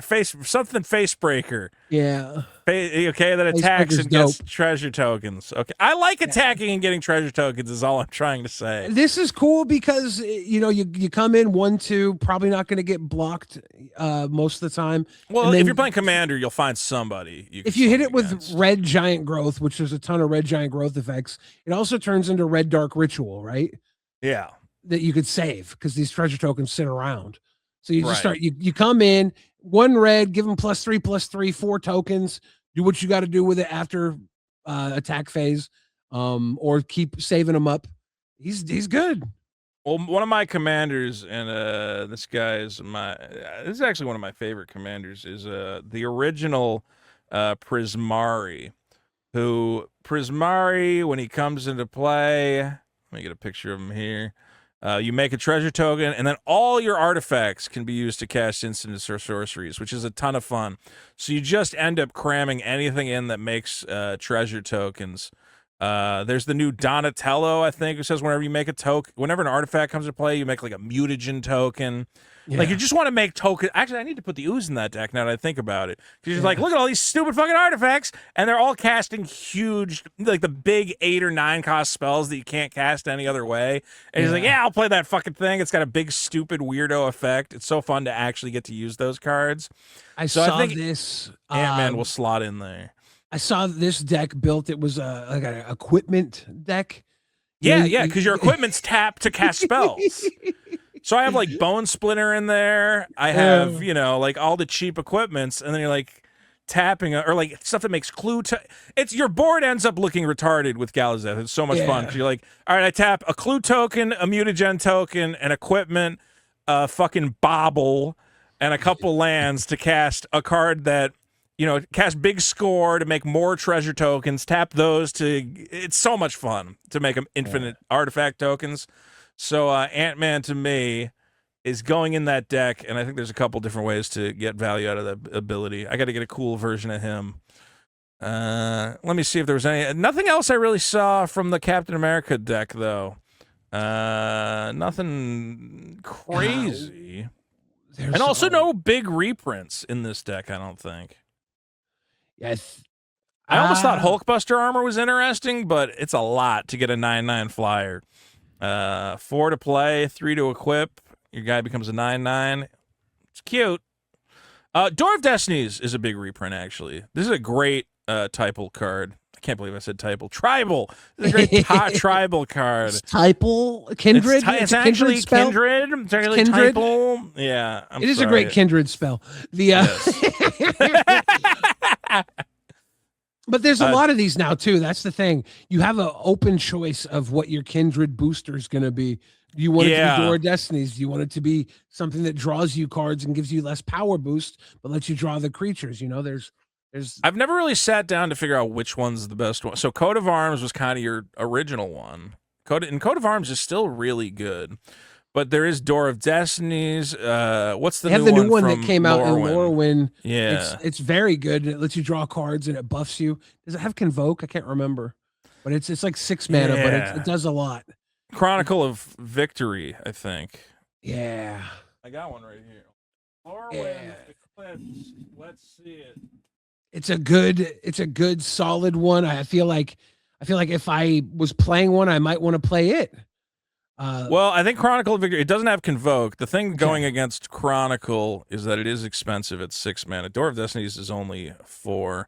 Chronicle, when it enters, choose a creature type. Creatures get +2/+2 first strike and trample. Whenever you cast a spell of the chosen type, draw a card. Isn't that kind of, didn't Vanquisher's Banner kind of do the same thing in terms of like card draw though? I think Vanquisher's Banner might be better. Let me check. Vanquisher, see, this one gets you drop, but the first strike and trample. I would rather have +2/+2 first strike and trample than all but this you got to other pay an stuff. extra mana. This one comes down on turn 5. Yeah, but the trample means they're not chump blocking your big boys.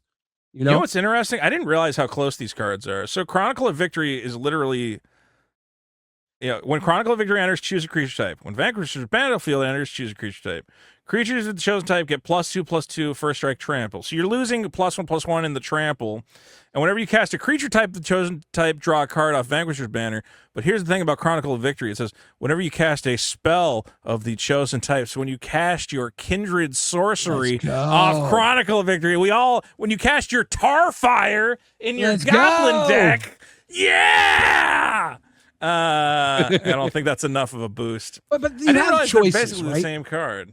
Yeah, you have options. So Door of Destinies, it's a good one. It's 4 mana. It comes down early. It starts to build up and everything. But the other ones are choices too. So I don't know if I would play Door.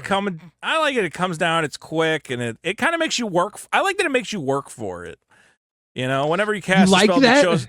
Yeah, I like that. I'm like, it's getting progressively bigger. It's rewarding me for playing heroes. What's the original one? I can't remember the name. It came out long ago. Coat of Arms, right? Coat of Arms, yeah, Coat of Arms. Yeah. Is that 5 mana or 4? It is 5 mana, yeah. Yeah, Coat of Arms is still a lot, and this one just says each creature gets +1/+1 for each other creature. So this one makes them huge, though. Yeah, like this one.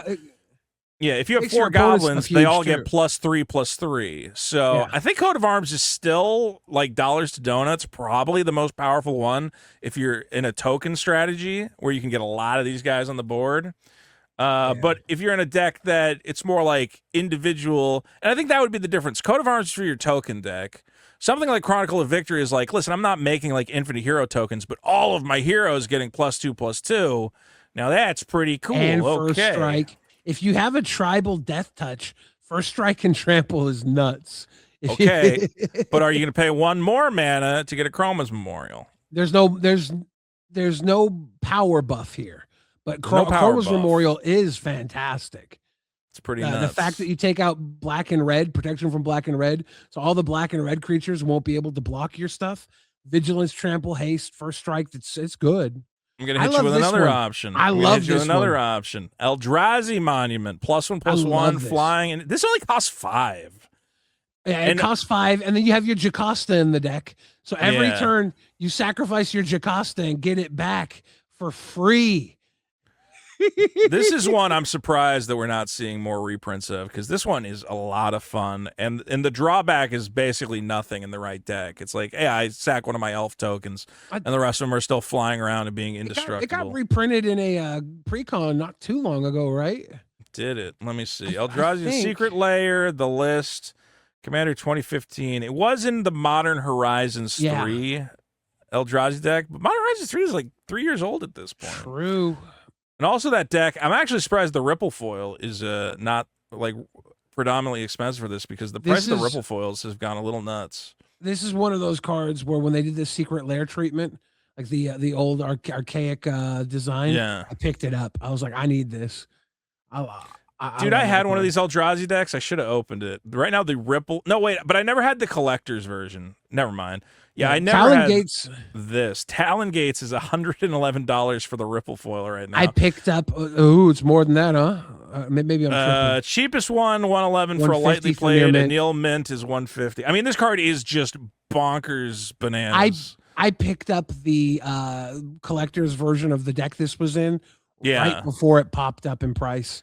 I was like, it's about time. I think this is a good investment. I grabbed it and then immediately everything and it was popping. The green blue deck is full of great reprints. I have a regular Talon Gates, which even that I think is what, 30, 40 bucks. Nice. Just I think a I have land, like 6 or 7 of these. Your land being able to be basically save a creature from out of your hand, and you still get it as a land. You go, let me ramp a little bit and save a guy. Not just save, you can remove a blocker on your opponent's side. That's true. You can also use it on your opponent's guys. There's the combo with this Gaia's Cradle and that moon creature. The moon creature says pay 2, return a land to your hand, untap target land or permanent or whatever. Okay. So you untap, you return this, you untap or something. Yeah, from one of the Kamigawas. It's one of the moon people. But you untap the cradle, return the Talon's Gate, replay the Talon's Gate, untap the cradle, return it with the moon man, and you do that and just remove everything from the opponent's board for a turn. I think that's Tameshi, right? Tameshi Reality so. This one? No. The one I'm thinking about is from the OG Kamigawa. Oh, okay. It combos. Yeah, it's like a 2-mana blue creature. Is it called Moon Person? What are you talking about? They're the type. There's a moon folk. The moon folk or whatever, and it combos with these 3 cards. You can remove all your opponent's blockers, and you get infinite mana because you keep untapping the cradle and replaying this. It's nuts. It's good. It's in a bunch of CEDH decks. It's a good combo. That's an interesting thing with the Marvel set and like the bonus sheet specifically. Is I'm looking. I keep like looking up stuff. Okay, here's like one. I'm like, how is Graveborn Muse never gotten a reprint since like 10th edition? We've seen Windborn Muse again. We've obviously seen Seedborn Muse a bunch of time. Graveborn Muse is a really solid zombie card, and I'm like, this should be somewhere else, and it just never has. And then you look at like the Marvel bonus sheet, and they go, "Hey guys, we reprinted Beast Within." And I go, "Beast Within was in Spider-Man." And they go, "Hey guys, we reprinted Counterspell." I go, "Counterspell was in Spider-Man." I'm like, "You're printing cards you printed in the last Marvel fucking set. Like, why do we need to reprint?" You're gonna say it. You're gonna say it. What? Guys, we reprinted Heroic Intervention 3 times. 4,000 Heroic Interventions. It's in Avatar. There's like 3. Bro, there's like 3 in this set. There's 3 in this set. It makes no Heroic Interventions is in Doctor Who. It was a Final Fantasy Secret Layer card. Here, I'll look. It is insane. And I go, is there no other card that you guys, like some green instant or something that you could come up with? Look at how many Heroic Interventions are. Okay, 1 Marvel, 2 Marvel. You got Final Fantasy. It was in fucking, what's his name? It was in Wakanda? Marvel already. Wakanda. So there's like... I get it. They're heroes. You don't need 9 fucking Heroic Interventions. Boom, boom, boom. It was in Fallout. It was in Avatar. It was in Doctor Who. It was in Lord of the Rings. It was in Spider-Man. It's like, I don't think they can print a Universes Beyond product without putting a fucking Heroic Intervention in it. There's another one there from Marvel, too. There's 3 in this Marvel set. There's 3 in this Marvel set. It's a little. I get people like the card. I don't think it needs this many fucking reprints. Look at how wild that is. Look at all the prices are maintaining a good value. Yeah, well, again, I'm dumping my Heroic Interventions before Marvel hits. I've listed every Heroic Intervention I had on TCG Player at like a very low price because I'm going, get these out of here. This card is going to 0. Bum. It hasn't yet. They've been reprinting it the entire time. It's on its way. This was like $20, I think, before I don't all think the it's going endless to 0. reprints. I don't think another it's going to 0. thing that I've mentioned, guys, that you need to be dumping if you have them is every single one of these decks has 1 commander. Of the your spectator seating comes in the Captain America one. If you have regular, non-foil, non-extended art, non-etched versions of these are going to end up. And I don't. Here's the thing. What is a shock? Okay, but here's the difference. A Shockland. I was going to say the Shocklands are holding at like $8-10, which is still low. Yeah. But you go, okay, $8-10. That's not too bad. But the thing about a Shockland is, if you're playing standard, you want 4 of them. Yeah. Spectator seating, you need one for the deck. I think these are going to like $2 eventually for the base versions. Let's look at the Teenage Mutant Ninja Turtles. They printed 2 in the one deck, and those are starting to crawl back up in price. They had the green black and the green red. They are not at their low. If you look at the green black, green red ones, they were lower at one point. Well, and they're already starting to crawl back up. These will be the least desired versions of them, but the mere fact that somebody can go, I need a spectator seating, I'll just buy the cheap one, means that all the other ones are going to go down in price. They're all going to do that, happen. but it's not. But if you look at the turtle deck, they're already going back up. I don't believe it's like I don't know what you're talking about. I wish. Hold on. There's 2 in that deck too. Undergrowth Stadium is one of them. They're not going back up. You're making this up. Let's take a look. Undergrowth Stadium. Look at how cheap this is. How could it? What do you mean going up? Look. $4. Right. They were down to $4. Would they rebound $1? Okay, great. They're up $1. They're going back Congratulations. up. They're going back up. No, they aren't. The only reason they're going back up is because there hasn't been a Commander deck that reprinted it yet. When we get to the point that every Commander deck has a fucking Undergrowth Stadium in it, it's going to be $1 card. They're getting bought up now. They did a little bit. They did 2 in one deck for this turtle set, right? Yeah. Now they have 4 decks, and there's 1 in each of the 4 decks. So they've already made the scarcity lower for the reprint value of these. Yeah. And we right now we don't have. We just got the black red one back in the Doom deck. We have the white green one back in the Wakanda deck. We have the white red one back in Captain America, and then I believe the blue green one back in the Fantastic Four deck. So 4 of them are being reprinted in 4 decks. We had 2 reprinted in 1 deck before. So this is we had City of Brass in this deck. The fact that City of Brass was in CMT. I wanted to see what happened to the price of a regular. Here's a regular City of Brass from Double Masters 2022. So around Christmas, when everything started to spike, so it was at $18. Everything started to spike for some reason, so it made it up to $25. And then, isn't this when Turtles hit? Because now it's back down to 18. So I don't know exactly how to interpret this, but people saw the turtle version and was like, I want the original. I hate turtles. So they bought the original. Okay, but look at this, dude. Spike. There's a bunch at $10, $11, $14. I think these reprints are you're gonna start getting hit. If that's one deck. That's one deck for $50, and we're talking about 3 cards in that deck that are worth over $20 in value. You know what other card you need to dump? Here's the other card you need to dump. It's in the Doctor Doom deck. Is Toxic Deluge. Dump it. I don't know why Wizards has decided. This was also in a Strixhaven. They reprinted it in Strixhaven, they reprinted it in the Lord of the Rings, and they brought it back and put it into Modern with Modern Horizons 3, and it's still holding value. It's not holding as much value. Dump it. Well, not as much, but it's still. This is going to end up like the fact that it's not at the floor. The fact that it's not at the floor is a big deal. We're going to the floor. Dump your Toxic Deluge. Dump your fucking Battle Bond lands. That's the bottom line. All right, let's go to the second deck. We got Wakanda Forever. All right, here's the. Oh, also, Billy, I have to mention who. All right, so who got these Command This Zone? episode is sponsored by Factor. Wait, hold on. If Wizards gives you a Commander deck to preview, you also get to put Factor ads on it. I think that would be like, hey, we're giving you the deck. All right, Command Zone got to do the Captain America deck, and the Wakanda deck. I'm not gonna be. They went. Wait. Do we know any black guys? No, dude. That's my guy, dude. That's my guy. I know, but I was thinking about. I'm like, well, they obviously went. Well, we can't give the Wakanda deck to one of the white guys. Like, we got to find, one of the black guys to do it, which is fine. Well, that was clearly a discussion at some point. So his screen name is Magneto. Yeah. And he is a Marvel. He's one of the Marvel forefronts in Magic. I'm sure he's legit. Yeah. One of the other guys they gave the deck to, Krim, is a huge Marvel nerd too. So they looked out for their Marvel nerds on this one. But I'm saying they didn't go to him. They didn't go, hey, do you want to do the Fantastic Four deck? They gave him the Wakanda deck. I mean, maybe he asked for it.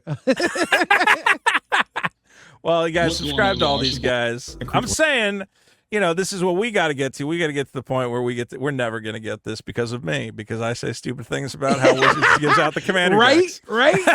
That's my homie. No, he's super into it, and he seems like a nice guy. Is he got a Wakanda necklace? Oh, he's dressed for. He's got a Black Panther fucking sports jacket on. Dude. He is really into the black characters in Magic too. It's his thing. He talks about it all the time. He makes decks, so it's like he runs a tournament in. I'm not talking LA. shit about the guy. I'm not. He's making it sound like I said something bad about him. I didn't say anything bad about the fucking guy. He's got the cookout, literally a Magic tournament this week coming up. The cookout in LA. You should go to the cookout. You should get tickets to the cookout, Vito. They got barbecue. I'm not coming up to Magic. Seattle. Why don't you fucking go? You're it's in up LA. there. It's in LA. It's in LA.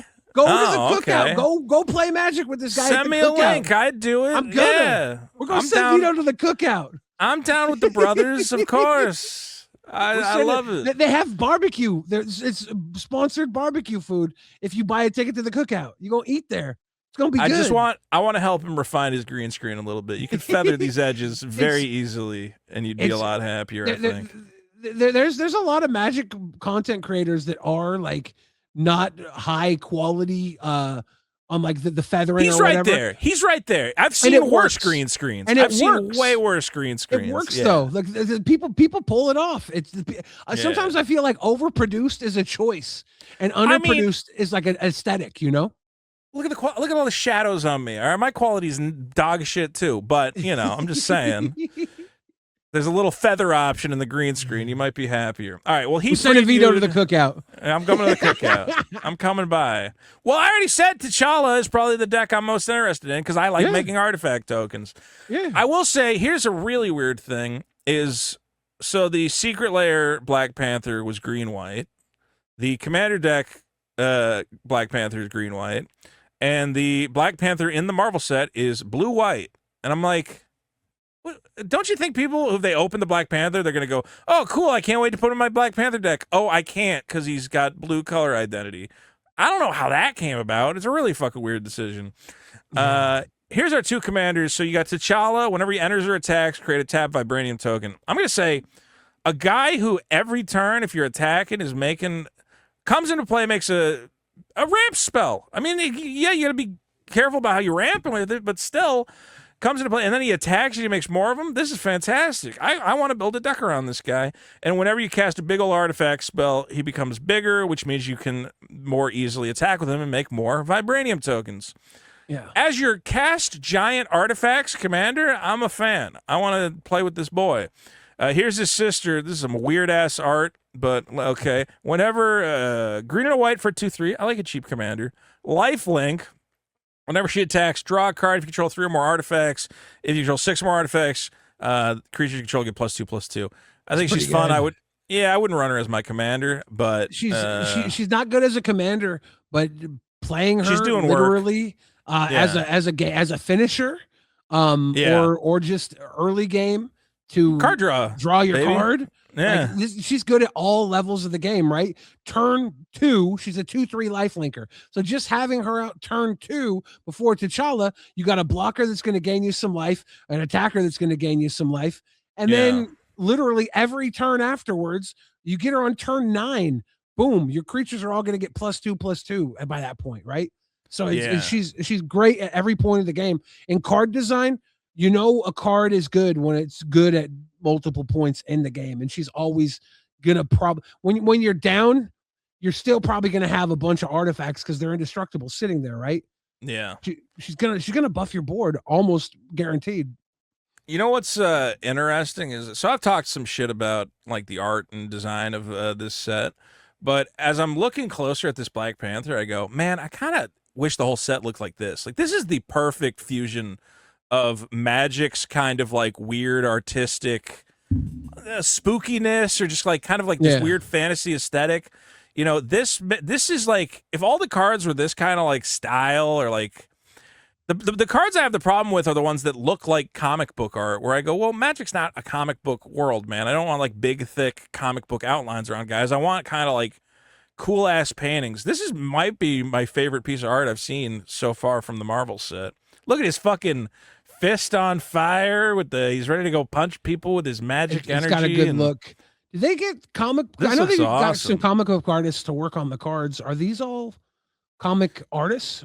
This is Eli Manaya. I don't know if I've seen that name before. Any other cards? Eli Manaya. I feel like I've seen. Yeah, I was gonna say. Okay, so this guy has done, and something people don't know. You can click artist here on a card, and it'll show you. You can search for artist names on TCG Player. So Rise the Eldrazi, Get Lost. He does good work. The new, this guy actually, dude. I remember seeing the art for this card. He does like the colors and shit. I've never played this card, but look at these. You got like what is going on here? You got like an Asian guy in super armor, and then holding on to his giant hand is another Asian. Okay, I don't know what the fuck. I feel what like set he is knows. This from? This is This is the dragons of the Tarkir. Oh, Tarkir. Yeah. I feel like he knows when his cards are in foil that all these like lights and whites are gonna just pop. So, oh, dude, here's another one that has like absolutely insane art on like a. I mean, I have this card in my. I bought the Planeswalker Party pre-con deck, and I've been all Planeswalkers. Dude, Spark Rupture. Each Planeswalker with one or more loyalties becomes a creature. But dude, the art on this card in foil, this looks like absolutely sick. It's like a 40-cent card, but it looks. This guy's great. I like this. Dan, hire more of these guys to do Magic art. These guys, this is good.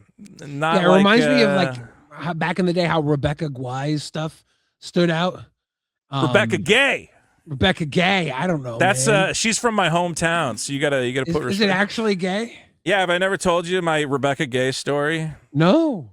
So back in the day, she was from my hometown. So my English teacher at the time, he was like, we had the anime club, and he was he said, hey, my friend Rebecca Gay, I told her I'm running the anime club, and she said, well, I do Magic cards. It's tangentially related. I don't know how it came about, but he's like, she gave me all these cards if anybody wants them. And I said, you know what I said? I said, who the fuck cares about Magic cards? Who plays that shit? And now years later, I'm going, I was in a room with a bunch of free Rebecca Gay fucking artist proofs and packs of fucking vintage cards and shit. I was like, I don't care about Magic at all. I don't play that shit. Vito, I play Pokemon. I play Yu-Gi-Oh. I'm cool. I'm from Seattle, so like a lot of these artists are from here. I was teaching someone to play Magic at like a mall kiosk, not a kiosk, like a dining area. I was sitting there playing, and they casted a Soul Ring, right? They're like, I'll play Soul Ring. They said Soul Ring. This woman walking by was like, Soul Ring?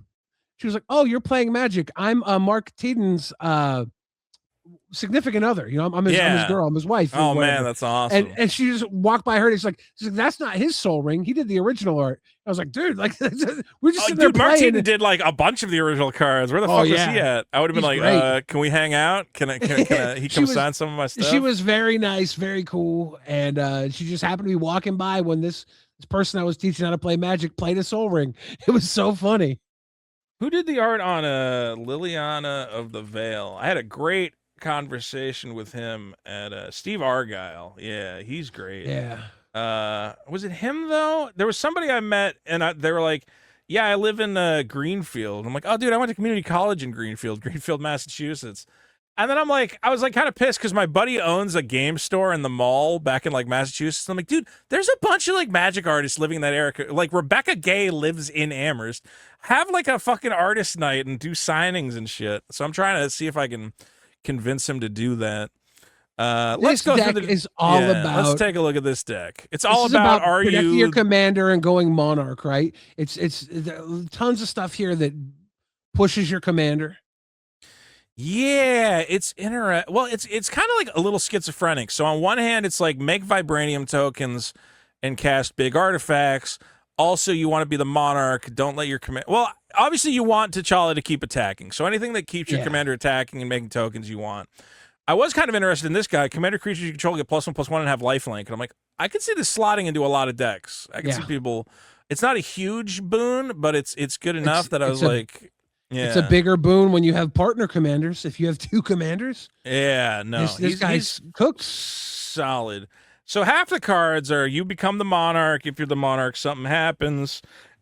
At the end of your end step, if no one's the monarch, somebody becomes the monarch. Okay.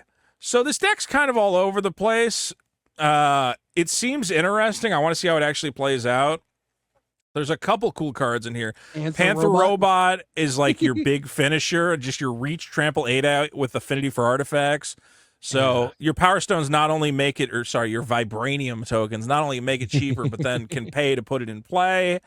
So yeah, it's just about making a bunch of artifacts and trying to be the monarch so you draw cards. Out of this deck, the cards that popped out to me, though, did you see King Solomon's Frogs? That's what I was bringing up earlier. This card is fantastic. Flash.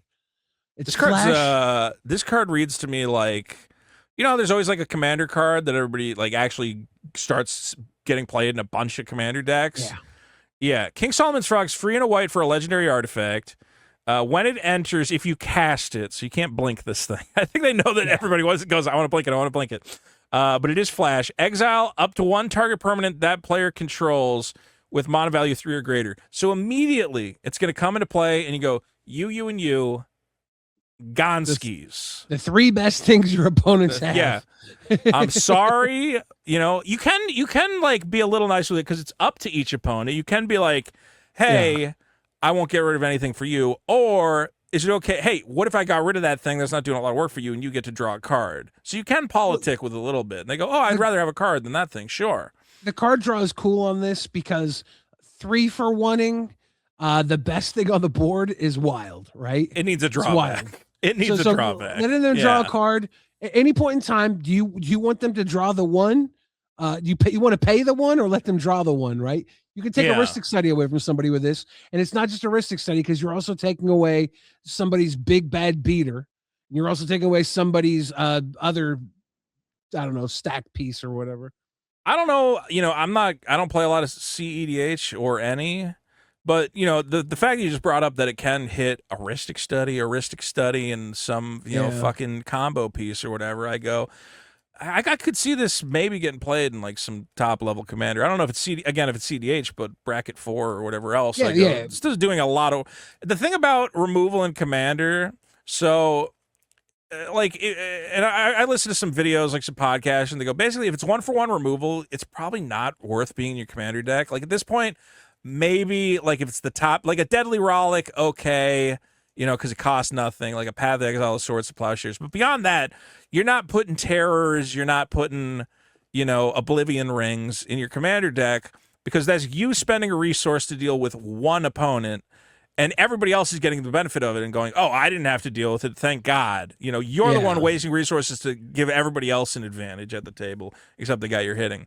But something that can come down and hit everybody all at once, do a little bit of politicking, like that has, that's why wraths are usually better than playing targeted removal. You go, yeah, I might lose my creatures, but I'm going to take out so much stuff.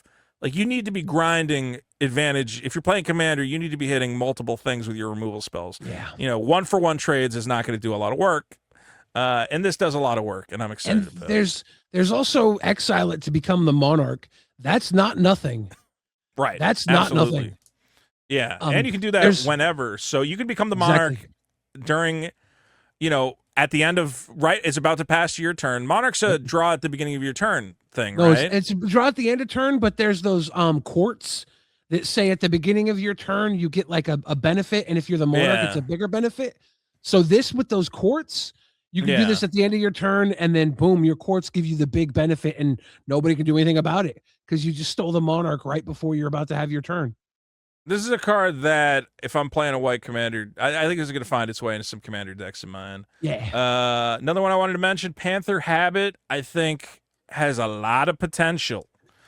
If equipped creature, 4 mana for an equipment, if equipped creature would be dealt damage, prevent that damage, put that many +1/+1s on it, equip 2. First thing that pops into my mind is I'm playing Pyrrhemia or Pestilence, and I'm going, let's do 1 damage to everything. My guy doesn't take damage, it gets bigger.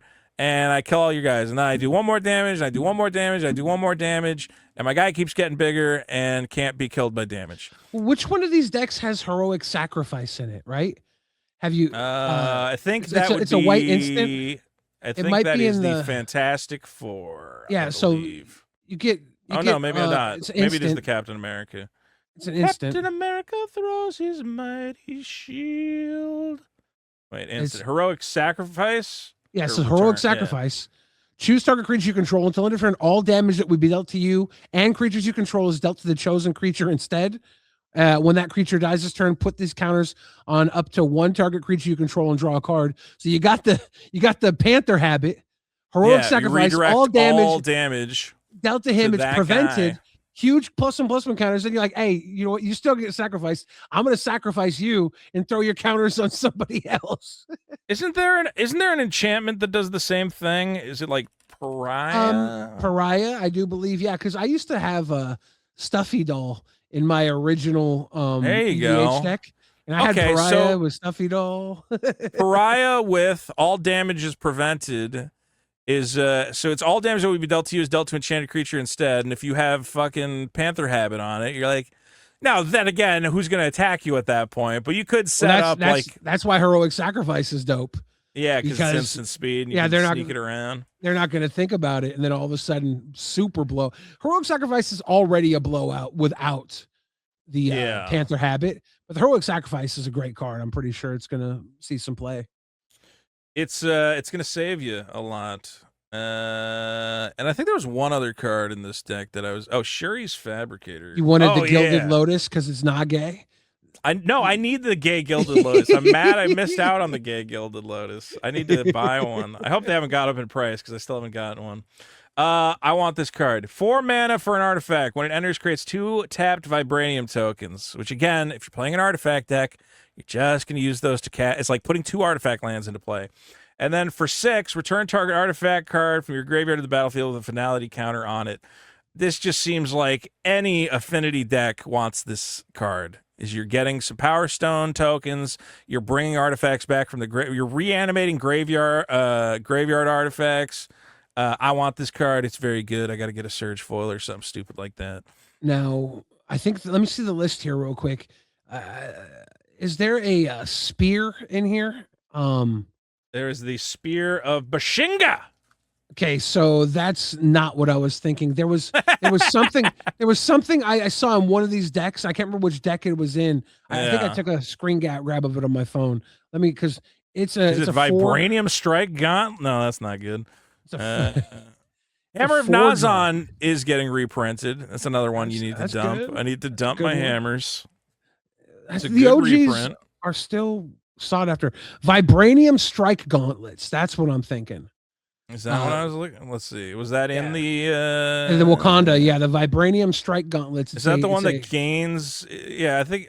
What is this? A card draw when it enters. It has flash.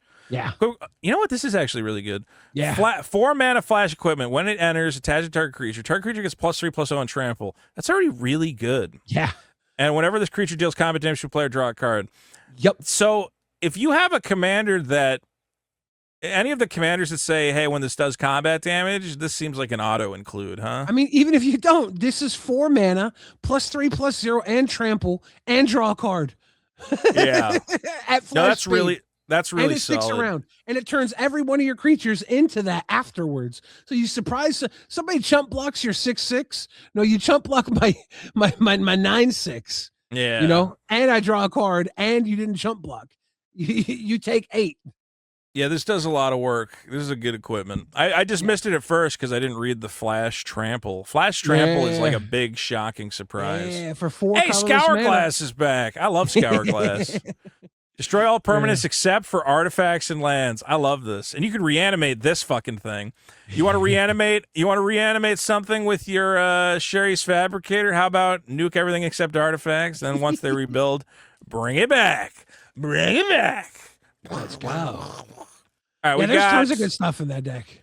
ton of good stuff. Not to mention, you also get a Bountiful Promenade. Bountiful Promenade, which you should sell right now. Okay, I don't that's think the you bottom should. line. Sell I think it. you Dump should. it. I Dump think it. you should buy Dump it. Bountiful Promenades. Dump it. When this What, comes you out, fucking buy. insane? Dump You it. buy them from here. You buy the Wakanda No, Bountiful Promenades. No, These cards are they're good. I don't think they're going to be overprinted because there's only if they're not doing 4 commander decks every set anymore. Some sets aren't Yeah. getting them, and the demand is always going to be there because people buy this deck. They're going to want to keep that land in this deck.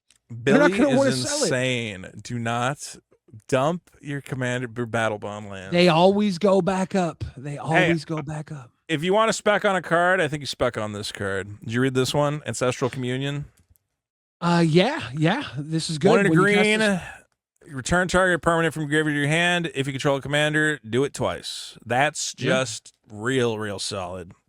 Getting Yeah, 2 you cards could- back for 1 is, again, it's only permanents, which is a big okay. kick in the dick. It's okay. It's You a can kick in get the your dick. you can get your Black Lotus back in your Eternal Witness and do that forever. That's true. Those are some good ones to get back. I don't think you're getting your Well, Black Lion's Lotus Eye back in Diamond. Commander. Lion's Eye okay, Diamond, but- I meant. Commander Black Lotus.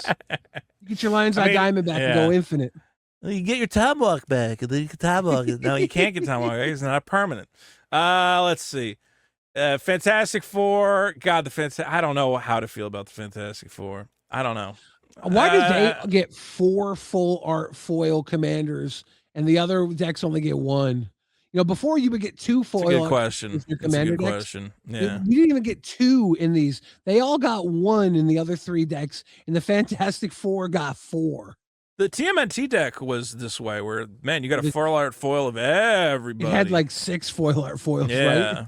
It's kind of overkill, but that's what you get, baby. So you get, and I don't know why it's not showing the other 2, but you do get the Invisible Woman, Mr. Fantastic, and you get obviously the other Human 2. Torch and thing. Look, the more colors you add to a commander deck, the less I like it. I don't want to play a 4-color deck, but maybe you do. I like to play all colors. I like to play 5, 1, 2. 5 colors different though. 5 color, I go, okay, it's a 5-color deck. I know what I'm doing. Like a sliver deck, a dragon deck, okay. Yeah. 5 colors. Joda, no. That's one deck that I'll say when people go, and my commander is Joda, I'll go, no, I'm not playing with Joda. No. Dude, Joda is so uninteresting. It's not even like an interesting game at all. Okay, here's SpongeBob Joda. Legendary. Whenever you cast a legendary, just exile until you get another fucking legendary. I'm like, this isn't even a game at this point. And then you got to look at SpongeBob. You're like, fuck you. Dude, if it just had this ability, whenever you cast a legendary, get another legendary, okay. But every legendary, the fact that you then also just have coat of arms for legendaries, so even your little dinky 2/2 legendaries are like 11/11s, I'm like, this is fucking stupid. And Fucking it's Joda's- legendary tribal. It's like everything is legendary in Commander pretty much.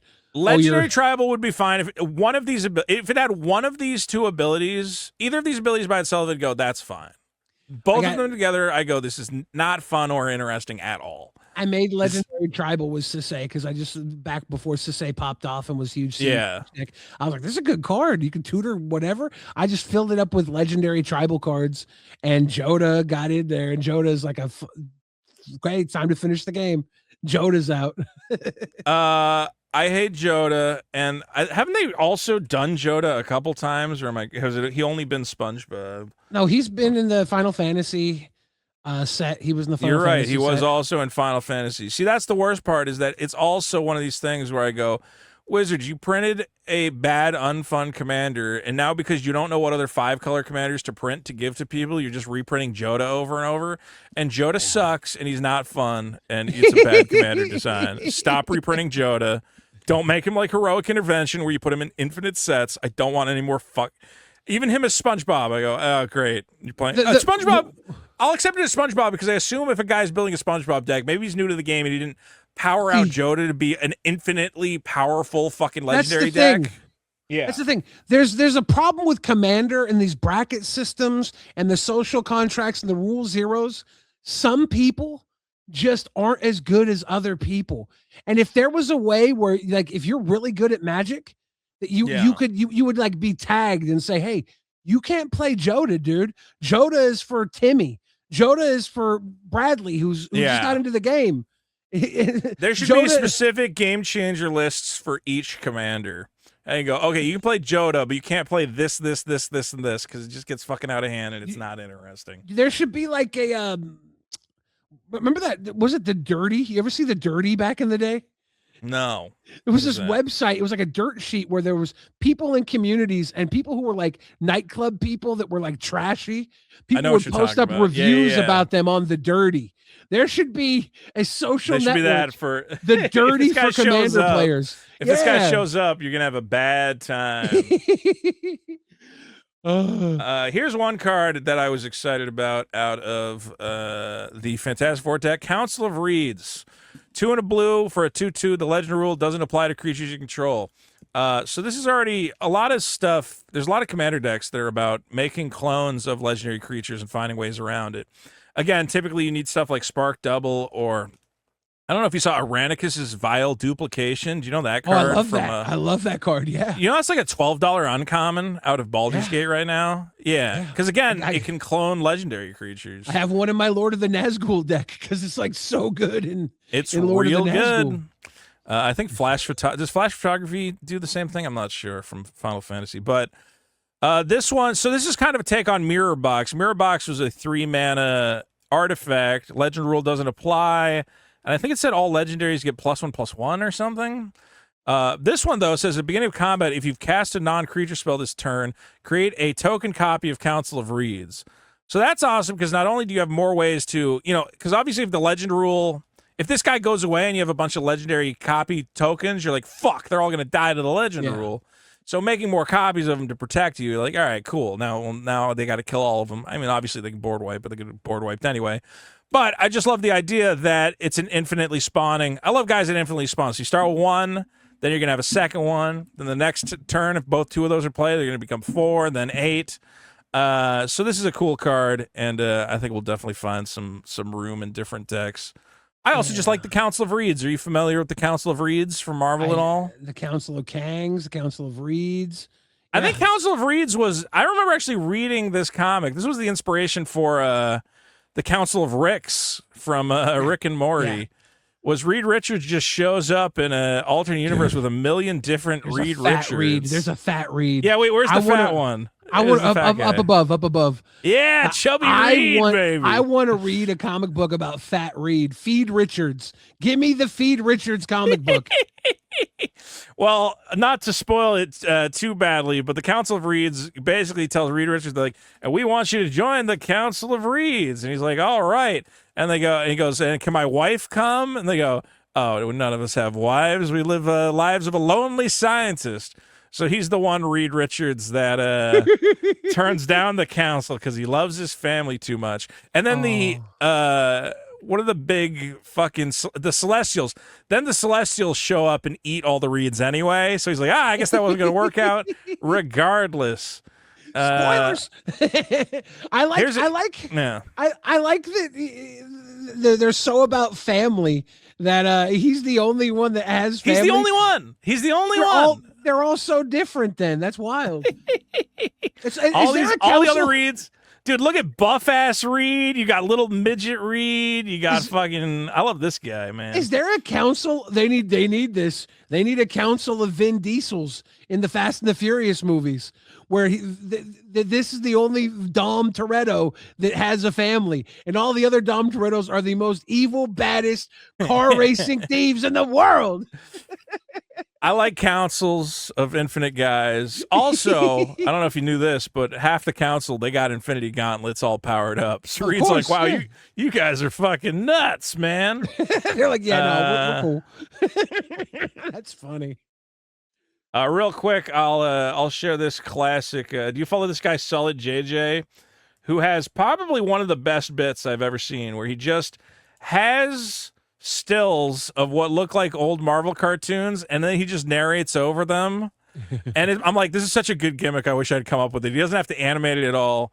Real quick, I'll give his take on the Council of Reeds here. Great Scott, what is this place? Well, Reed, welcome to the Council of Reeds. The Council of... And all of you are... That's right. We're all Reed Richards from different dimensions, all joining forces to make our multiverse a better place. Absolutely amazing. So am I to believe that you wish to induct me into the council? That is correct, but I must warn you, it is under dire circumstances. You see, we need your help to save not only your world, but countless others. Well, whatever it is that I could do for you, I'm glad to help. Great, just what I wanted to hear. Allow me to start by introducing you to some of the other members of the council. That there on the left is Reed 6154. He saved his world from Galactus by offering himself up as his herald. In his world, he never married, and Germany won World War II. Oh, fascinating. On his right is Reed 172. In his world, humans have merely become fully robotic. Abraham Lincoln was never assassinated, and Germany won World War II. How very peculiar. And there's Reed 615. His dimension shares quite a lot of similarities to yours, except in his, he's predominantly left-handed. Oh, all right. And Germany won World War II. All right, hold on. What's wrong? So it turns out that the Germans won World War II. At some point, he goes, well, I wonder what my friend Ben Grimm thinks about this. And they go, who? I've never heard of Ben Grimm. He goes, Ben Grimm, my good friend. He's a rock monster. He's Jewish. Ah, fuck. So, again, solid JJ. Excellent. I like, did you see the Fantastic Four movie? The recent one? Yeah. Yeah, I did. Yeah. I like how they got the little black and white cookies in for Ben Grimm. That was pretty good. Yeah. little subtle nod. There's a little acknowledgement. Is he the most prominent Jewish superhero? He must be, right? What's Moon Knight up there? Who else is up Moon there? Knight Jewish? I don't know. Yeah, Moon Knight is. I think Jewish it's probably the thing, right? Superheroes. I think it would be the thing. Let's see. Superman, technically not Jewish, but Kitty Pryde is Jewish. They're all created by. Well, I've Kitty talked Pryde? about that on another podcast. Yeah, Kitty Pryde's Jewish. Batwoman, Kate Kane. Harley Quinn is supposedly Jewish. But she's kind of a villain. And Magneto. Magneto's up there. Magneto probably would get the most recognition, but again, not really a hero, more After of Claremont. a villain. Chris Claremont's run. He got there. After tearing apart Auschwitz, and you're like, whoa. He got there the long way around. Let me see if I have Herbie any other... Lovable Robot. Check out this Herbie Lovable Robot. Yeah. 2-cost legendary artifact creature for a 1/1 flyer. Beginning of combat on your turn if you've cast a non-creature, surveil 1. He's got tap out of colorless. Oh, this is just a little workhorse. This is a little workhorse buddy. Yeah. He flies. He does a lot of work. He does a lot. I know you were talking about ninjutsu decks or whatever else. Yeah. He's kind of like he surveils. This is your I wish he cost 1. I wish this was a Birds of Paradise that produces colorless. Well, maybe that would be broken. In the command zone, even in a colorless deck, that'd be pretty impressive. That would be busted, but he's close to a Birds of Paradise.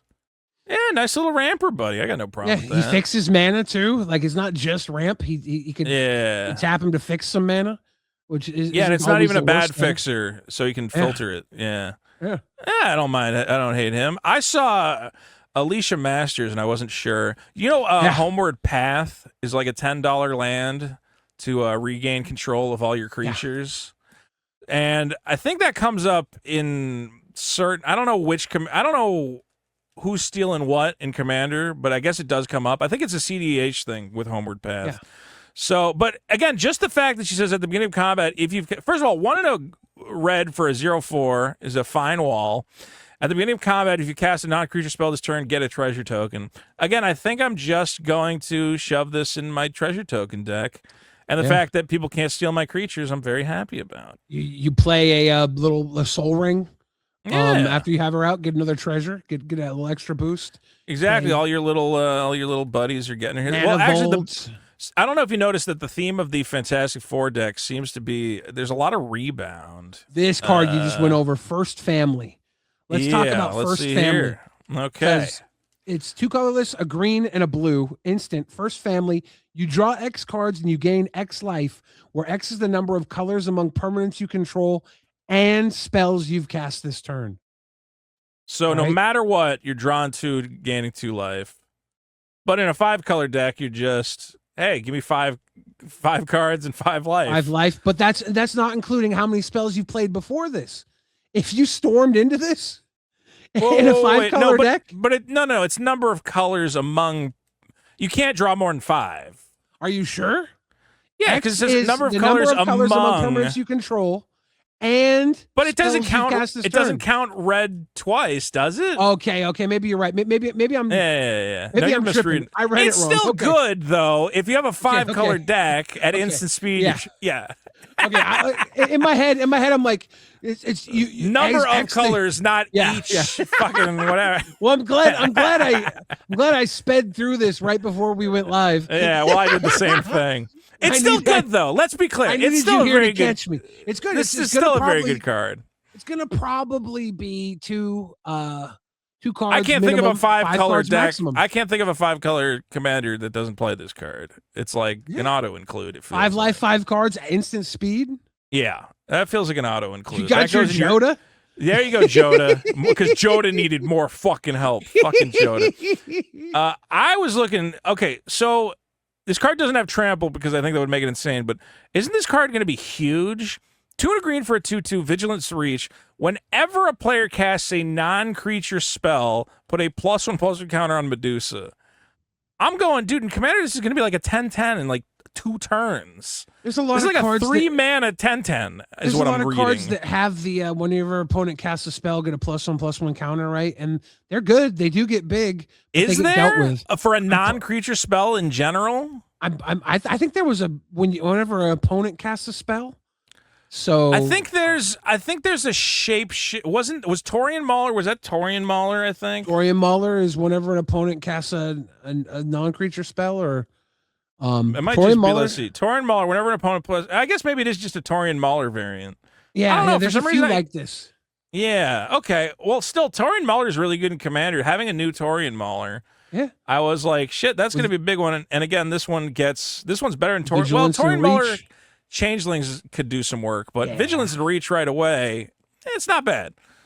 Have you seen the buzz around Fantasticar though? I haven't. Oh, you haven't. Let me No, see if but- Fantasticar is like pre-selling anywhere. Now, let's dig into Fantastic Car together because I'm new to this. I skipped over it when I was reading. I'm not a big vehicle guy. Are you a big legacy guy?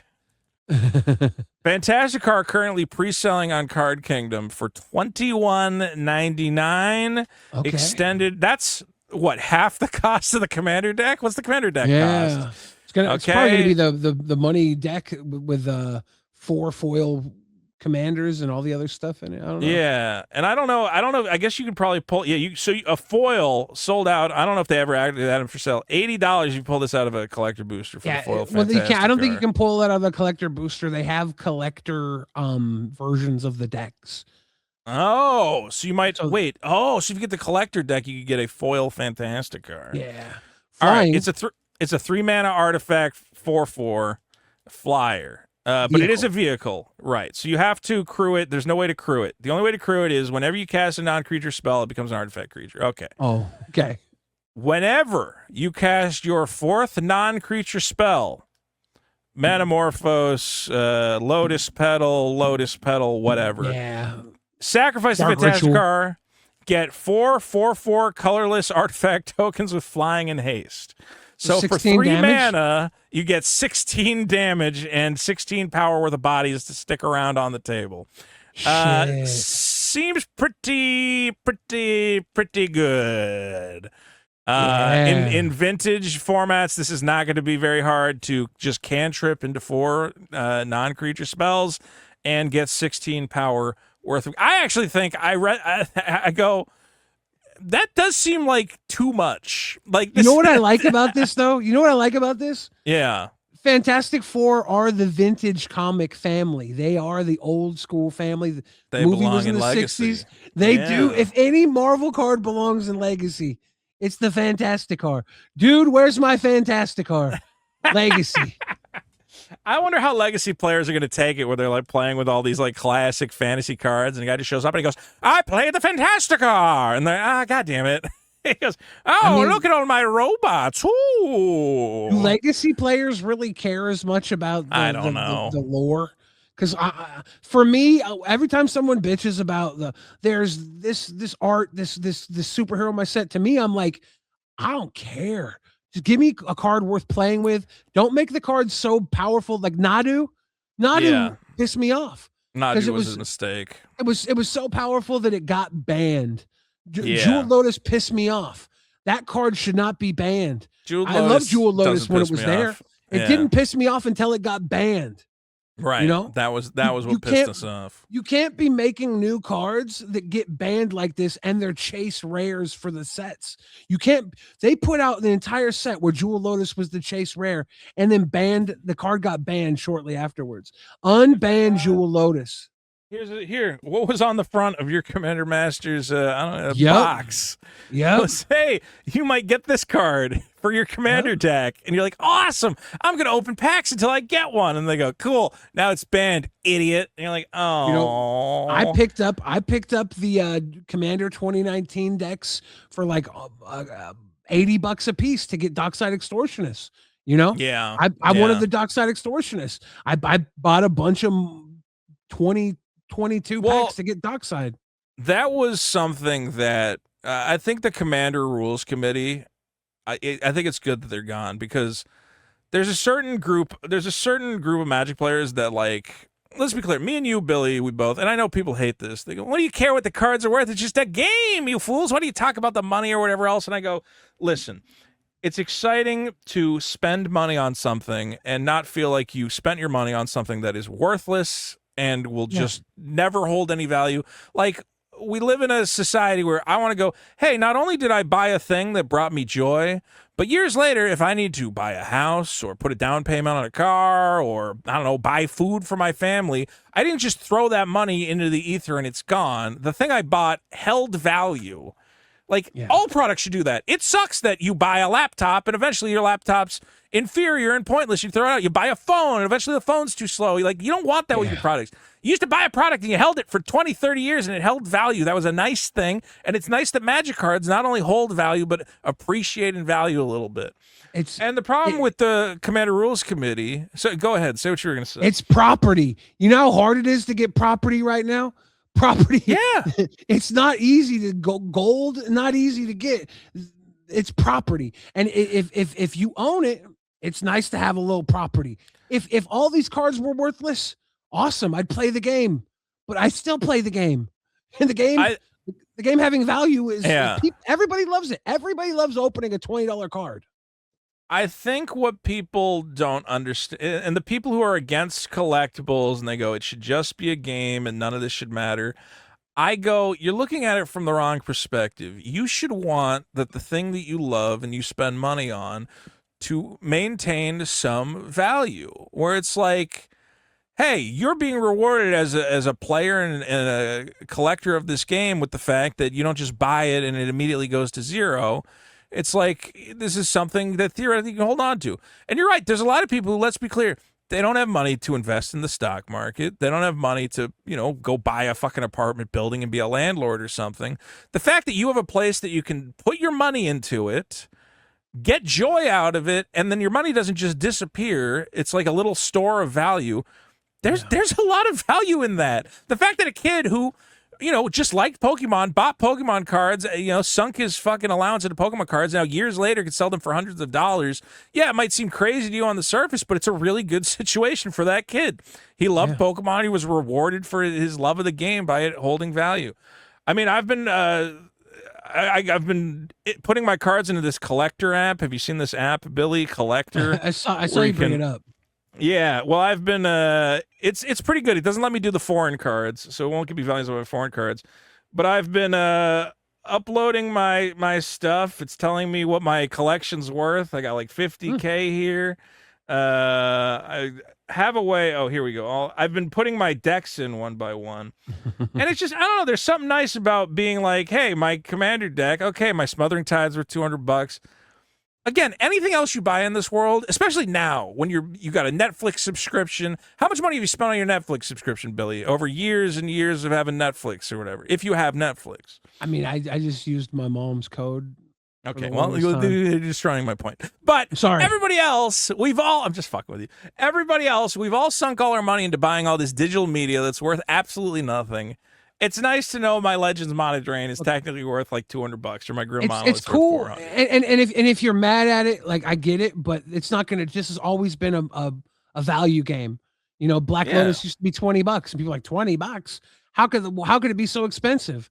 It was always a value game, though, even at $20. Well, what I don't understand is the guys who go, this is ridiculous. We shouldn't have a reserved list. They should reprint all this stuff. I go, hey man, if you really feel like you're not able to play Magic without a Black Lotus in your deck, go write Black Lotus on a piece of paper and put it in a sleeve. Like, what are we even talking about here? Go buy a nice looking proxy. See, I don't understand why these guys go, I want all the cards to be $1. And I go, well, if you want all the cards to be $1, why not just get a card that literally is worth $1, like a nice foil proxy of it? Why do you need Wizards to print it for you? I actually think that we don't need the reserve list, and I think the reserve list cards will still keep their value, because if you look at the Magic 30 reprint where they reprinted Alpha in the token collector packs, yeah, the retro frame versions of those are very expensive. They have huge value. And I think it depends on which. And those aren't real cards. I think if you some of these reserve list cards don't have value anyways, but a white border Tundra is not going to drop if they reprint Tundra, because it's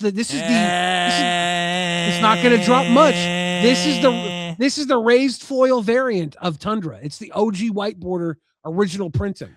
I think if you reprint Gaia's Cradle, it's going to be like a $500 card. I think it would just go down. Maybe, but even a $800 card, right? $800 card. That's amazing for a card like this. If you reprint Gaia's Cradle, it's not going to drop through the floor. It's still going to have value, and it might have more value because people will want the OG. I don't have a problem with the reserve list. If you need a Gaia's Cradle and you can't afford one, just get a proxy. Like, you don't have to have the actual cards. No, you're not playing in like some, maybe if you're playing like a CEDH tournament, but if so, borrow one from somebody or something else. I don't know. I don't see the need. I think if you really just want to play the game, which is what all these guys say, they go, well, I can't play the game with a Gaia's Cradle. Like, just fucking print one. You can get a really good looking fake, and no one's gonna give you two seconds of shit about it. They're never gonna reprint these cards. Like they're gonna put the dual lands in commander boxes, right? If they do reprint them. I don't know, because Gaia's Cradle did get a reprint at one point when it was on the reserve list. Well, the Judge foil, and that's $7,000. The fact that Wizards did put out that proxy Black Lotus, like, isn't that the solution? Okay, so we have a reserve list, but you can get a gold bordered whatever the fuck version of it. I don't have does anyone have a problem with that? People do have problems with that too, but I don't know. I don't think the reserve list is protecting the cards value that much. Here's the reason they have a reserve list, Billy, is they told people who are buying the game, they said, we will not reprint this card. And once you say that, that's advertising, okay? I remember, and a lot of they people did that. A lot of people invested a lot of money in these cards based on the promise that we're not going to reprint them.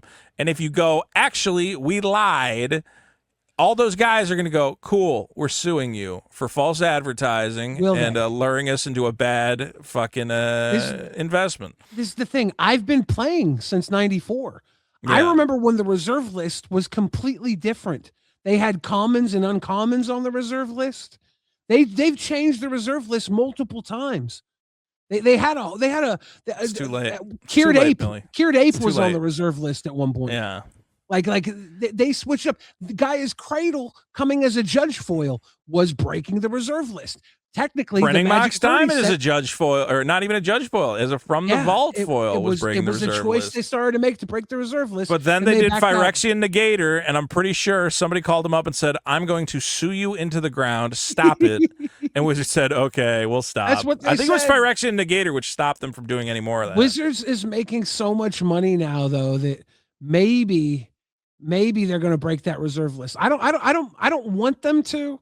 And I have a lot of good heavy reserve list stuff, but I don't think it'll take that big of a hit if they do. Because I think if they were going to do it, they would have done it a way longer ago. Like, they had their chance to do it, and it clearly something spooked them legally. Somebody threatened a big lawsuit about, if you devalued the stock of my inventory by this much, I'm taking you to court. And I think you would have a good argument. I think you would have the argument that if you say you're not going to reprint something and you get me to buy it based on that, you can't really go back on that agreement. Well, Magic 30 was technically going back on that agreement. It wasn't, because I think the agreement for the reserve list is we'll never do a functional reprint, and it's not a functional reprint because it cannot be played in tournaments. For the longest time, they were like, we won't even do Black Lotus tokens. Like, they were like, you're going to make a Black Lotus token to go with the the Garth One Eye from they're like, Yeah. no, we're not going to be doing that. We won't even make tokens.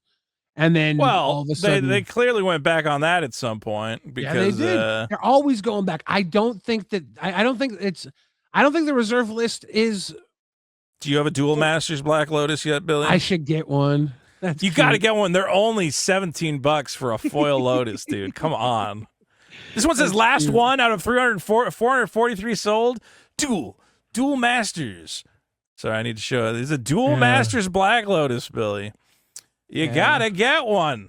All right. The point I was eventually trying to get to was the Commander Rules Committee did not care about the fact that people have invested lots of money in these cards and said we can just ban Jeweled Lotus because it's good for the gameplay. And I get the gameplay is one part of why a card should get banned. But again, here's a good example: the Ikoria partner cards, right? Yeah. In a perfect situation where it's just about the health of the game, they would have banned all of them, right? They would have said the way these are printed as companions is broken, so we're just banning all of them. The reason they didn't do that was because it's a new set, and a lot of people just bought a lot of Ikoria. It was coming out. They go, well, shit, we can't have people spend a bunch of money on Ikoria and how many fucking companions were in the set? So they errated it. After never doing power level errata, they said we'll never do power level errata. They said, well, we can't ban 10 of the like fucking top, chase companions out of the fucking set day one. So you do have to consider people's finances. You'd have to consider, hey, if we ban half of Ikoria, who's the fuck's going to buy Ikoria? Jesus Christ. I don't know if they care about the people's finances. They care about their finances. Well, they cared about their own. Yeah, if they do that, it's the same way with that new One Ring where they go, well, we probably shouldn't sell this bootleg One Ring, but I don't know, we already printed it, so what the fuck are we going to do? Well, is it really too late? Fantastic Car is great. Fantastic Car is great. That's the bottom line. Too late for what? I got too late to pull the shitty One Ring out and flash print a bunch of not bootleg ones. Yeah, that's my question. But I think they're already in packs. I got two more cards. They're out of the Dr. Doom deck. Dr. Doom deck, I didn't really look at that closely. Dr. Doom, whenever you discard land cards, each opponent loses 2 life. At the beginning of combat on your turn, target villain gains medicine. It connives. This is the most boring thing I've ever seen in my life, and I don't want to build around this at all. Again, it's like the hero deck. Whenever Loki attacks, create a tapped and attacking token that's a copy of a villain. Okay, villains. Who cares? Anything in the Loki deck that you saw? Yeah. What's go up above? I think it's Batroc the Leaper. Batroc the Leaper. 1 in a red for a 2/2 multi-kicker. 2. So you can get multiple copies of him. He enters with a +1/+1 for each time he was kicked. So a 2/2, then a 3/3, then a 4/4. When he enters, he deals damage equal to his power to each of up to X targets, where X is the number of times he was kicked. Infinite so the first mana. one. It's an infinite mana payoff. Billy, you gotta. Any in the X command spell zone. is an infinite power, so you can't. It's not a good He's argument. in the command zone. He's in the command zone. What if you had infinite mana? If I had infinite mana, I would do anything. He's in the command zone. He could be a mono red. Yeah. You could do infinite damage to your 3 opponents in the command zone. So has there never been a commander that is an infinite mana payoff? There must be some. There are a few, and they don't always pop off. But also, I think without infinite mana, you multi-kick him. You're making You're making a lot of damage. If you pay 6 for this, you get to do 3 damage to well, hold on. The first one doesn't do anything because he didn't. Shit. Oh wait, do the multi-kicker ones count? Only the. Hold on. The number of times he was kicked. So did the tokens not count? No, the tokens might count the multi-kicker. I don't know. I don't actually know how this card works. He doesn't make tokens, right? So Wait, multi-kicker enters with a +1/+1. Oh, for some reason I thought multi-kicker meant make copies of him. I'm completely stupid. They will make copies of multi-kicker on a lot of cards. That was a thing. Yeah. But this is just Billy. This is a 4-mana card that does 3 damage when he enters. Congratulations. No, this is a 4 mana. It's a 4-mana card that deals 1 damage when he comes to the back. All right, Billy. But no, The new lesson late in reading game, the spoilers. Shut up. Shut up. You Late fucked game. up. If you have No. if you have 10 red mana, he does 4 damage to 4 targets. 12 Oh, wait, he does no. 5 damage to 5 targets. No. Hold on. He deals damage equal to his power. So it's a 4 mana do 3 damage to up to 1 target. And then if you kick him another times, he can do 4 damage to 2 targets. Okay. Okay. So he can target more things with more damage. Yeah. Okay. It's not doing 1 damage. I saw him, and I have a Henzi Toolbox Tori deck that's all creatures. Yeah. And I'm like, oh, I'm putting him in my Henzi deck because Henzi makes the casting cost 1 less for each time you've cast Henzi. So if I've cast Henzi like 3 times, it's late game. I pay him for -3 to his cost, and then dump all the extra mana into it, and just boom, just destroy the board. I think this is a fun card that has a lot of scalability. Yeah, I wish he had like multi-kicker 1 or something. Like the problem is that he starts costing a lot to get him there, but there's something. Have you seen people freaking out about Molecule Man for no reason? Is Molecule Man not in the Doom deck? He is in the Doom deck. He's at the top, right underneath Doom. If you why are people freaking out about this card? I'm very confused. Because Eldrazi. They think that every card they draw first turn is going to be a huge Eldrazi. It's like so. Molecule Man is a 6-cost 5/5 non-land cards in your hand have Miracle 0, which just means that the first card you draw on your turn has everything on the top of your deck has Miracle. But again, not Miracle everything. can only happen. Well, the first card. No, the first card on the top of your deck that's not a land, and your deck is like 35-40% land. So you might get half the time you're going to get a free spell off of Miracle. Yeah, 2/3 of the time if you're lucky, you know? Yeah. If you obviously play this guy with like Vampiric Tutor, you can stack your deck and put something giant on top. Yeah. But I mean, it's not. Yeah, sure. You paid 6 mana. You get to cheat something into play. There's lots of ways to cheat stuff into play in Magic. I can just play fucking Elvish Piper and like drop a fucking Terastodon or whatever. I mean, at 6 mana, he has to live until you draw at least until your opponent's turn. Then you have to draw a card on your opponent's turn. So it's 6 mana plus drawing a card on your opponent's turn, whatever that costs you, just to get the first activation of him. Your ideal situation is you drop him for 6. It gets to your turn. Before your draw spell, play Vampiric Tutor. Put Emrakul is illegal, so I don't know which Eldrazi would be your best. I don't know what the best card to play for free is. Honestly, it's probably Omniscience, and then just play more free stuff. You know, I think what I like with Molecule point, I'd rather Man, just have an Omniscience deck. I think with Molecule Man, there's that new card in the Secrets of Strixhaven. It's the 1 blue cost fairy that gives you a brainstorm when you tap 3 creatures. That's kind of cool because you can just tap it in 3 creatures, brainstorm, put 2 cards on top. You're loading your best card on top. That's a cool little 2-card fun play, but it's not like crazy broken. Dude, Molecule Man's good, but you can reanimate an Omniscience with like a Boiler's Awakening, and then you just can cast all your spells for free. So I don't see why a guy that can die to removal is somehow like blowing people's minds. I go, yeah, it's good, but I'm seeing people be like, oh my God, they're going to have to ban this. Like, if this comes down to a Commander game, I mean, it's just over. Like, it's not even going to be a fun game at that point. I go, they get 1 free spell a turn, and they got to figure out how to get a good spell there. And half the time, they're going to have a land on top, and nothing's going to happen. Yeah, there was that Streets of New Capenna card. I think it was a 6-drop green artifact, and when you tap a mana, you instead of adding a mana, you create a treasure token. Bootlegger's Stash. It was 6 Bootlegger's and a green. Stash. Yeah, and I think you create a treasure token when you tap a mana or whatever. Anyways, the everybody Lands thought you that control have tap, make a treasure token. I believe. Yeah, everybody thought that was going to be huge. Bulk rare ended up being, and this reminds me of that. Maybe I'm wrong. 6 mana stuff that cheats mana is never. I think this guy is probably better than Bootlegger's Stash. Like again, it's a colorless 6 mana creature. I could ramp into this, and if I have a deck that's Oops All Fatties. I'm just saying he's just one part of an Oops All Fatties deck. Like I'm playing fucking Monster Manual, I'm playing Elvish Piper, and I'm just dumping stuff into play already. Would you rather play the who's the Eldrazi commander from the colorless precon deck that gives like your Eldrazi's or whatever Cascade? Is it Uzalek the Fused Atrocity or something? I think I don't know Uzalek which is one the had 5-color one. I don't But know yeah, which one had Cascade. There's the monocolor Eldrazi. Zulamak Void yeah. something. Yeah, Zulamak. Let me see if I can I find feel like him. Zulamak is smoking molecule, man. Like it's just Zulamak's so much better. Oh yeah, dude. There's a lot of stuff I'd rather be doing. There's a lot of stuff. I just into look. Zulamak.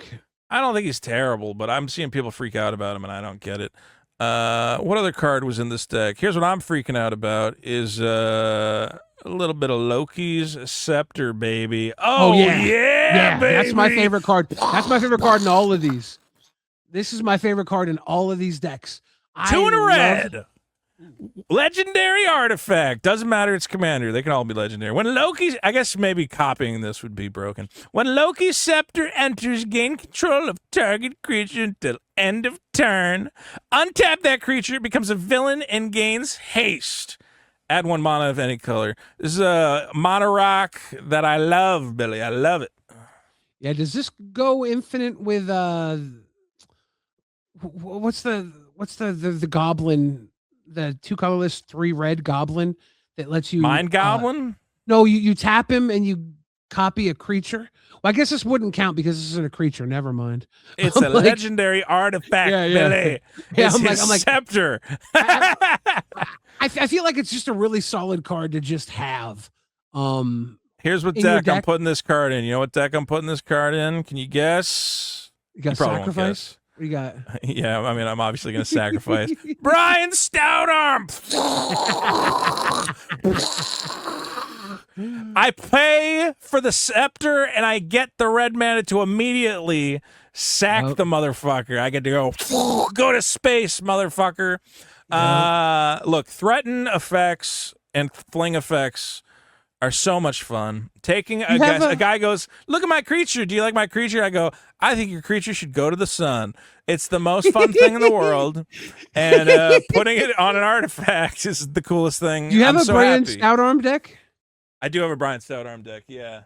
I kind of want to build one. You want now. to see some Brian? You want to see some Brian? Yeah. Do you have the Andre the Giant foil version? Let me see if I can find Brian. Give me a second. They have because I don't have the Andre the Giant version. So I have the Andre the Giant version, and I'm like, I kind of want to build an Andre the Giant Brian Stoutarm deck now. My Brian Stoutarm, I have a lot of. It's also like an equipment deck, so I just load up a guy with equipments, and then I just attack with it, and then after combat, just throw it at them. And he's got his daughter now in the new set. Does he? Wait. Oh yeah. There's Bray of Clan Stoutarm. Does she also fling? I think I didn't she read does her something closely. like that. She's very similar, but pretty powerful. Pretty good card. You know what annoys me is that like God, what's the name of that card? Don't you hate when everybody wants a card for like a reason that makes sense and you're like, "Oh, I just want it because I'm an idiot." Okay, this is the card that I'm sad I never bought one of. Was I just want to throw it at people's heads I just want to put a 12/12 into play and immediately with the sacrifice trigger on the stack, throw it at someone's head. And they're like, no, this is a competitive free modern card. And I go, no, Brian wants to throw it at people. God damn it. I used to have one of these when I was a kid. I thought it was so cool. You couldn't really play it. I built a deck that would play it. I would build enough creatures to get it on the board, and someone would just bounce it. Piss me off. Well, now you just stifled the trigger and you end up with a 12/12. But so my Brian deck is all about just 3 mana 8/8. Fuck you, cumulative upkeep. Ton of fucking the best thing to do with the Brian deck though is Soul of Eternity's power and toughness is equal to your life total. Elvira, exchange your life total with Halcyon Witness's fucking power. Sarah Avatar, power equal to you. You go, how much life do I have in Commander? Awesome. Okay, so I have a 35/35, and I'm throwing it at your head. So yeah, I need me some threaten. I need more threaten effects in this deck though, because it's also fun to throw their guys at their head. There's a lot of Loki's Scepter is so good. Because look, this used to be threaten it has always been a 3 mana effect. I have this nice signed active treason. Getting a mono rock to go along with it, you're like, oh, don't spoil me, wizards. Don't spoil me. Do you have claim the firstborn? Is that? Yeah, I think I took it out, but I'm gonna put it back in to steal 'Cause little guys. Yeah, I feel like there's a lot of little guys that their power builds up huge over the course of the game. I feel like it's Yeah. good tech for 1 red mana. You probably could sneak in and take somebody's. What was the card that we were just talking about compared to the fucking the Taurian Medusa, Charger? Torian Yeah, Mauler, Medusa. or whatever else. Yeah. Just steal something like that. That's value. I would love that. Yeah, right now this deck, it's got like an interesting, because I'm also, like, okay, Goblin Cavalier, so just put cheap equipments on it. It's like a 10 power thing, and then just fling it as you need to. So it's kind of split halfway between like stealing creatures and also just game plan 2 is put every sword on a guy and just go to town. So this is my look at all the fucking sword. I might be playing too many swords, but I go, where else am I going to put all these fucking swords? He's stout armed. Well, they're also good on stout arm because he just is a trampling lifelink to begin with. So look, it's a fun deck, and I'm happy that I now have a better threaten effect to go in there as a rock. The only other thing I would say about here is, guys, don't forget to sell your battle bond lands. Which one do you get in here? See, I think buy them. I think buy these new ones when they're like $4 or $5 because they're going to go up to $10 again. Only if everyone's going to start building more commander decks. Maybe if Marvel brings in a bunch of new people. I think it's not just Marvel though. The fact that Heroic Intervention is not a $5 card tells me that this stuff is going to hold value. I don't know. Because these are all super playable. I don't know. Every deck that has these colors wants these lands. Whenever your commander enters your attack, okay, make a 2/1 for each opponent. Make a 2/1 black villain with menace. So that's 6 power for 4. And whenever your commander enters or attacks, pay 1 into black and get this card back. That's actually an interesting little token dumper there. Yeah, I don't hate that. I mean, look, again, we went through these. There's a lot of stuff to like. Whenever you attack, exile target non-land card from your graveyard with 2 time counters on it and give it suspend. Oh, I love this. Yeah. Oh, baby. So I'm just, whenever I attack, I'm reanimating 2 turns later, which I actually like because that gives me time to set up my board wipe the next turn, knowing that a big stupid thing is going to come in. I have a 10th Doctor suspend deck with the 10th Doctor from Doctor Who. And I feel like he needs some Doctor Doom in the 10th Doctor. Some 10th Doctor What's Doom. the Jehora's the classic suspend commander? Yeah, do it with 4 counters on it. Yeah, I think the 10th Doctor is way more interesting. You can have a companion with him. I still kept it blue-red. And the companion I have is I can't remember her name, but she lets you sacrifice any number of artifacts to tap down creatures and gain and draw cards. So it's like I just have a bunch of artifact ramp, and then when it's late game, I suspend everything and tap down their blockers, swing through. It's a fun deck. I was gonna say that if you're looking to grind value, the Doctor Doom deck seems like it has just piles of money in it, which is interesting. So you have the Molecule Man that everyone's freaking out about, so you'll probably be able to flip it, honestly. But then you have a lot of really good reprints. So Titan of Litjar is a card a lot of people slept on. I think this was only in like was this only in Commander decks from Kaldheim? It was like Kaldheim Commander. It wasn't in the main set, I don't think. I think it wasn't even Kaldheim. This was printed in oh yeah, it was like Commander Master, 3, right? Modern Horizons or something. But it's like something like that, yeah. Yeah, so Titan of Litjara is a 6/6 for 6. It's basically what were those cards? Yeah, it's a Titan. As this creature enters, choose a creature type. This creature is that type. Whenever a creature enters or attacks, draw a card for each other creature you control that shares a creature type with it. Like, this could be you play a fucking elf and draw like 8 cards, you know? Yeah. It's nutty. But you do have to discard 1 after drawing a shit ton of cards. I think I have it in my Nazgul, Lord of the Nazgul deck, where you want to make a ton of wraiths. And this is just like so good. It's so good. It's a huge amount of card draw. You also get a Spark Double, which is just a solid, I think, $8-10. It was up there. Titan Spark Double. You also get this is crazy. Propaganda, I think, is $1 or $2. But you get Black Market Connections. This is a $15 card, dude. This card is this card, I hate to say it, it's like Phyrexian Tower, or Phyrexian Arena is like dead to me with this card. This Yeah, I'm card like- in a tribal deck, this makes Yeah. a tribal creature.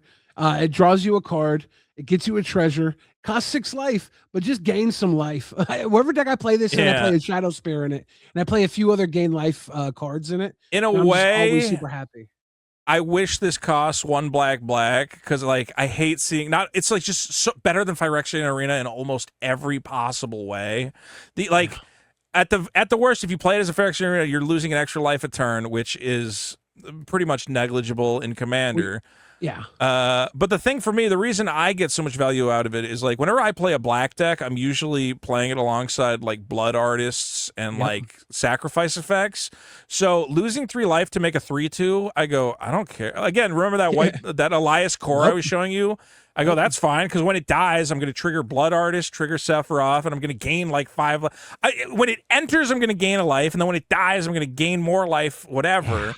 So I put Black Market Connections into play, and I go, yeah, lose 6 life, do all the things. Lose 6 life, do all the things. So good. And then, yeah, it's insane. And again, I'm selling more Black Market Connections because Wizards keeps reprinting this fucking shit. So, dude, look, you get this deck, Title of the Jar, Spark Double, Black Market Connections. Was there anything in the artifacts that's like a big? You get a nice skull clamp, dude. The Modoc skull clamp's yeah, pretty I sick. like that. I'm gonna get that in the Surge foil. I'm gonna pick up a Surge foil. Yeah, one. that's nice. Currency Converter is money, actually. What was Yeah. Currency? Yeah, wait, isn't Currency Converter something? That's a think great card. The Progenitor's Icon is really good too. I play that in a Dino deck.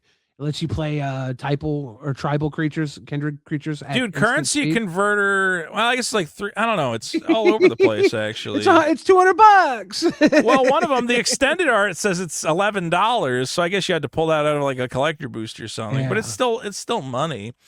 And then the other one that was obvious that we talked about was I do want to see anything else here. Blasphemous Axe, always $1 or $2. Yeah, the Kindred Dominance is that it? The Is Kindred Dominance in here as well? yeah. No, that's in the other one. No, Dominance is a sorcery. Is the sorcery? Destroy all Hold creatures on. that aren't villains or whatever. Oh, Choose a creature yeah. type, destroy all creatures Oh, that aren't dude, of the this chosen is type. that's like $12 out of the Commander Masters version. Yeah. And a Toxic Deluge. Holy shit. And a Blasphemous Act. Did you fucking up And everything? a Blasphemous Act and a fucking what's the land? The Luxury Suite. And the Luxury Suite is the best Battle Bond reprint out of the 4. It's yeah. Well, it's because the this most was the expensive one. Because Commander Masters only had 5 of the Commander Masters ones are easier to get. The ones that are harder to get are the ones that I think. Did Baldur's Gate only have 5 of them, or did it have all 10? They had only 5. Baldur's Gate had these 5, but before that, they were originally printed in Battle Bond, and they were the first 5. And we didn't see reprints for a long time of these. So this is The allied color ones seem way harder to get because I think people ripped Commander Masters like crazy. Sorry, not Commander Masters. So I see those ones everywhere, but the allied color ones I like never see. So Luxury Suite. I'm glad they didn't reprint Morphic Pool. Geez, black, blue, like that one's like $18-20. And you know what? I guess whatever. It will get reprinted, which is why you should sell it. Sell it. Sell this. Sell Toxic Deluge. Sell fucking Blasphemous Act, Kindred Dominance. I think they're gonna maintain some value. I think the people are gonna like them. Everybody wants these in their decks. I don't think these reprints are going to hurt the overall value. Whose crotch is on this Swiftfoot boots right here? Is that Marvel, Mr. Marvel? Looks like Marvel. It looks like Marvel. I did want to say one thing. That's villains. Yes, it's got to be some Marvel bad in guy the or villains. something. Yeah, never mind. No. I did want to say that the one thing that really annoyed me about these decks is Talisman of Progress. Okay, it's like your shield badge. That's not the worst, I guess. Talisman of Conviction. Okay, it's Captain Marvel's thing that holds up her pants. Cool. And then Talisman of Creativity is Tony Stark's fucking ID badge from. That's not anything. That's just a fucking laminated piece of paper. How the fuck does that produce mana? That's bullshit. Is the Arcane Signet? Is that the badge for Captain America too? Yeah. How is that an arcade? Come on. Everyone's fucking ID card is a fucking monorok now. How the fuck is that a monorok? Yeah, there's got to be. Shouldn't that have just been Cap's shield? Or is it? No, because Cap Shield's an equipment. Like, dude, but there's enough fucking stupid Marvel trinkets and gewgaws or something. I mean, What if there's it got to was- be what if- something else. There's got to be something would else. the American flag be a signet? If it was like an American flag pin on a lapel or something, I don't fucking know. yeah. Something off his helmet. Look, I think the ID card, Tony Stark's laminated ID card. The problem is they've already used. They have the arc. There's an arc reactor card. There's an arc reactor arcane's. I think they've done it twice. Isn't it also the Soul Ring? Yeah. So twice they've done the Soul Ring as Tony Stark's fucking chest thing. So it can't also be the arcane signet. I don't know, man. I think you could have come up with something from the Marvel Universe other than it's also Talisman of Creativity. Couldn't it be like I have no It's fucking not creative idea. enough for you. It's not A badge is creative. not It's creative enough? uncreative. It's stupid. I go, Yeah. God, I love because what are the other talismans, man? I love the talismans. I put talismans in all my deck. Talisman of Creativity. Yeah, Even they're in good. the I think I got one of the ones from the Codex bundle, which is okay. Look, maybe is it better or worse than the 3D glasses? I'm not sure. I like that one. I like that. it. It's blue-red. That fits. Okay. That's the other Yeah. thing. Tony Stark's ID badge is not blue-red. They got the new one from Strixhaven, which is like a fancy. Look at how nice this one is, actually. Yeah. I want to get. Did you get a Codex bundle at all? Nah, I think that these are worth picking up, though. I think I'll probably. If you can get them at the right price, like if you can get it for like. It was $12. Oh no, I meant the Codex bundle. Like I Well, wouldn't buy the Codex I mean- bundle. I mean, These just I getting would. these, Yeah. get the talismans. I think grabbing the talismans are worth it because the bundles gives you what 2 collector You get boosters, 2 and some play random- boosters. Yeah, Just and you get grab these 2 now. random artifacts, and you want to get even the Soul Ring though, which is the premier one, is still not that bad at like $17 for a really cool Soul Ring. The archaic. Yeah, the super. But I think these talismans are great. I need this for my vampire deck. This guy is a clear vampire buddy. I like cards that appear on theme. I go, this talisman goes in the vampire deck for the same reason. What's the name of that card? The one that makes treasure tokens. Tithe, Smothering Tithe. Okay, yeah. Okay. I was going through my vampire deck, and I said, this lady looks like a vampire. She's got fangs. I'm gonna say this is a vampire Smothering Tithe right here. She do got a And bit this of bitch is- a bite. She's got a look. She's got little fangs. She's going, pay the tithe. I am the queen of the vampire children. Ha ha ha. And this bitch is going, I just wanted to eat cake. I didn't know. So this isn't my vampire. I like cards that feel like they're on theme.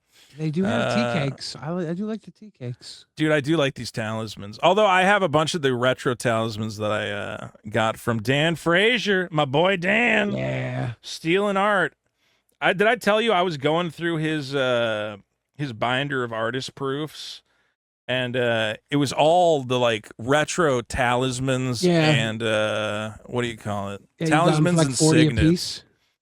Yeah, and I went, dude. I'm like, I know it's a lot for a fucking talisman, but like, and is this one? I think one of that one's not an artist proof, so that one's not. I already owned. I guess I already owned both of these. Still, I mean, I have artist proofs of some of the other ones, but I went, these are just fucking iconic. His Dan Frazier art. So I'm like, I'm gonna want to play with these guys forever. Yeah. Look at that. He did a little ruby signature on the impulse thing. Oh yeah. Oh yeah. I like mana rocks. I like them. So maybe I'll have to pick up the ones from Strixhaven. Do we have anything else to say about Marvel Commander decks? I think we've said it all. Buy your battle bond lands. They're going to be Stop it. cheap. I feel like we need to have a competition where it's how long do we got to wait? Like 1 year? 1 year from now, do we check in on the price of battle bond? Oh, 1 lands year and from see if now, Billy- I think, unless somehow they ramp up and reprint them a lot, which I don't think Yeah. is going to happen. I think that they're going to. I think from be a now good price. on, there will be one in every commander deck. It seems to be like that's what they're doing. I think that's And okay if though, it's a- because every commander deck's like $60 now, $50. So the value is going to hold there. And once they're out Okay. of print, Here's The- what all I would the- say. It's going to come down to if they never do another Commander Masters. So they said they're done, and I talked to a guy. He said, well, they might still. I had said they're never going to do another Masters set. Apparently, that's not true. They're never going to do another remastered set, is what I'm hearing. So we had Time Spiral remastered, which I thought sold good. I think Innistrad remastered was kind of a dud. people were like, I think the reason Innistrad Remastered was a dud, though, was you're like, guys, you just did what, double feature? You already kind of did. All this Innistrad stuff has already been reprinted, at least the recent stuff. You're going to reprint it again? Like, I have half these cards. But apparently that was a dud. They're not going to do any more remastered. If they don't do any more, like, master sets and then just, like... Because, you know, when Commander Masters or Baldur's Gates hits, they reprint all those Commander lands and the prices drop. If they're done doing that and the only place to get the lands moving forward is, we'll put one in the Commander decks and... Maybe you can pull a foil out of the boosters. If you want the foil version of it, collector boosters, you can get a foil Battle Bond land, which is pretty cool. It's a cool little bonus. I was collecting the Surge foils from TMNT, so I got like the Surge foil, what did I get? The Soul Ring, the Pizza Soul Ring and stuff. I like that. That's nice. I like them. So they will hold value if the only reprints we get is in future Commander decks. If they also do another Commander-focused set and they're dumping them in there, then we're fucked. But it's possible that this is just how they're doing Commander decks now. I think they're so stretched in terms of their IP product, where they're like, listen, we got designers working on Star Trek, we got designers working on Hobbit. Obviously, they're working on a new Final Fantasy set because they're not stupid.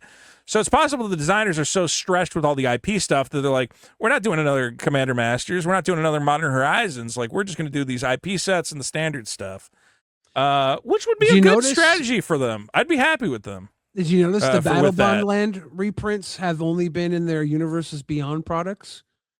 They haven't put them in like the Strixhaven decks didn't have them in there? No, they invented a new land for the Strixhaven decks, the late lands. Yeah. They have 8 lands which out. people actually want. Those are actually solid. Yeah. Although those decks are kind of the same as the if you already have 2 lands in play that come into play. I'm like, this is kind of the same thing, but okay. It's a little bit different. They're more options, and they have the type, the swamp type and the mountain type in them, so they can be searched. If we are restricting reprints just to the bonus sheets and Commander decks, then yes, the markets will hold equity in some way. But again, if they do a set and they go, all 10 Commander lands are in the packs, go open packs like crazy, then we're fucked. I don't think they're going to do that. I think they know how to be shrewd, because somehow these heroic interventions haven't hit $2 a piece. I don't know. I think when Marvel hits and every other pack is a heroic intervention, I think that'll be the time to determine whether or not the heroic intervention price holds. This is why I think that maybe the Wasp heroic intervention will be cheaper, but I think the Thor and the Hulk one will have a premium because there's 3 versions. Nice. I saw the foil Hulk one, and it looks really good. It's actually interesting how these like bonus cards, like they look better in person than they do. Sometimes, not all of them, but when I actually saw it, some of them look like shit. Let's be real, but some of them look really good. The last thing I guess I should mention is, Billy, did you get a Warstorm Surge? No, I fucked up. Have you heard about this promo? Yeah, I saw this is Vito's promo corner. Warstorm Surge, currently selling for $20, featuring Wolverine, Hulk, whatever else. Whenever a creature you control enters, it's a one-sided, what's the card? Whenever a creature enters, I don't even remember. Comes in with your copy of Avengers Armageddon, I think is the name of it. Let me see if that's correct. Yeah. Avengers Armageddon #1 Magic promo. So guys, if you have a comic store near you, it's probably already sold out. Again, I went to my local comic store and I said, "Do you guys have Avengers Armageddon?" And they're like, "No, we don't have it. It's already sold out." Here I'm seeing a news article. Marvel's gave away Avengers Armageddon at a Magic event before comic shops could sell it. Yeah, but that was like I don't think that's a big deal. That was that. Didn't they have that red carpet thing? Is that what they're talking about? Yeah, I think so. Are they complaining that at the red carpet they gave away a couple copies of the comic? I don't think it's a stupid thing to complain about. Yeah. But if you see Avengers Armageddon #1, get an exclusive Warstorm Surge. I do have to see if I can find a copy of this comic. I think this was printed in pretty low supply. I love how much shit you've been talking on X about how you hate the Marvel stuff, but at the same time, like, I gotta get this. I gotta get this. This one looks nice. This one looks nice. But that's the point I have with all this. some of this shit works for people. You know, I'm not saying all of it's bad, but a lot of it, I go, it could be better. Okay. Yeah, you're not wrong. You're not wrong. But also, it is working. This stuff is working. All right. Well, I wasn't going to bring it up. I'll real quick bring it up. I posted this on Reddit, and I talked about how much I don't like PP Wolverine. And I wrote about PP Wolverine, and it got 1.3K likes and 3 fucking diamonds, and I don't know what the fuck that means. And I'm not going to go through all of it, but I'm going to say, here's PP Wolverine. You can't see the Wolverine logo. It's yellow on yellow, which you can't see what's going on. And I don't understand why you don't just make it pop. So I made 2 versions. One is this. Cool. Where I said, man, the Wolverine logo is a real cool fucking logo. I think making it PP yellow and burying it is a bad idea. And I understand why some people go, well, we already have cards that look like comic book covers, so we don't want it twice. And I said, okay, so at the very least, make it look like the fucking Final Fantasy ones, and here's how it would look as the Final Fantasy ones. I probably should have put the drop logo on the Wolverine logo like it normally has, but I still just would rather have the regular Magic frame for the cards. I don't understand getting rid of the top banner. I think it just makes it a Magic card. Why are you reinventing the wheel? And also put him on a contrasting color so it's not yellow on yellow. I can't see what the fuck's going on. Do you know how many people in this thread said, I did not even know the Wolverine logo was on this card? It's fucking invisible. It makes no sense to me. That's it. And I'll be real. I've been watching streams, like single streams of Magic being like, hey, normally when the new set comes out, I buy like some singles from these streams. I go, oh, that's a cool one. Yeah, I'll pay for that. And I started watching the Marvel one and I went, the only ones I find myself wanting are the classic comic book cover ones. Yeah. But beyond that, I'm really just don't see anything where I'm like, gotta have it. Let me see if I can bring up the classic comic covers. I want to get the Namor classic cover.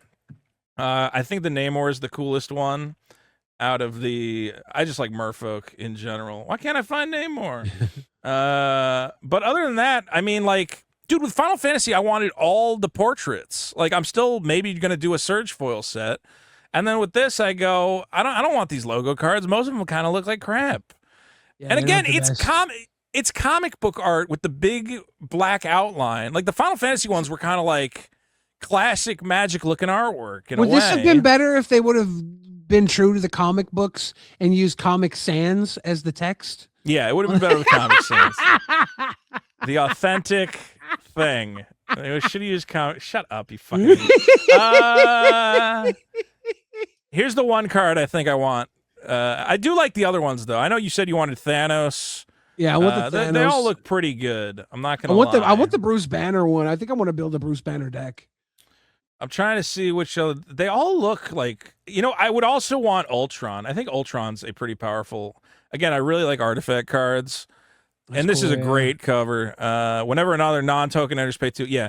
So the 2 I would want to get would be Ultron and Namor, I think are at the top of my Namor are at the top of my list. Namor. Yeah. Some of them are pre-selling cheap, although yeah, because Elektra's ability kind of sucks. Elektra's pre-selling for like $65, but she doesn't really do anything. She's a decent ninja. Wait, she is a ninja. I thought she wasn't.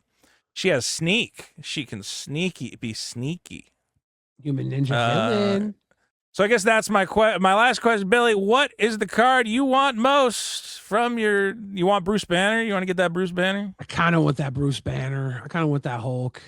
I think I want that Hulk. Let me see. Let's see that. But I don't love the cover of the original Hulk. It's kind of doofy. See, yeah, I don't think it's good. I don't think it's good, but I like the card. I want to build the deck. I think the other versions of Hulk might be better. I don't know about this version. Yeah, maybe you're right. Yeah, I think. Look, this is now that's a fucking cover, baby. Namor, this Ultron. Yeah.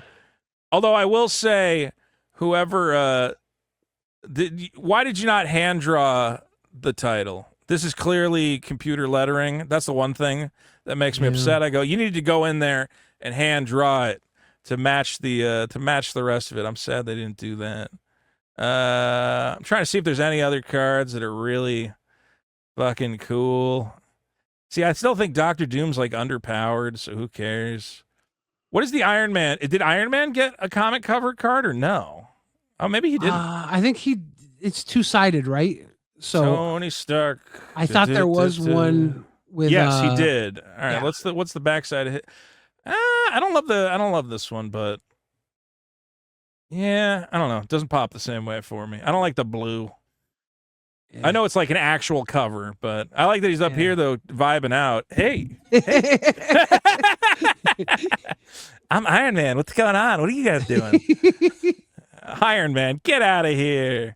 Get out of here. Get out of here, Iron Man.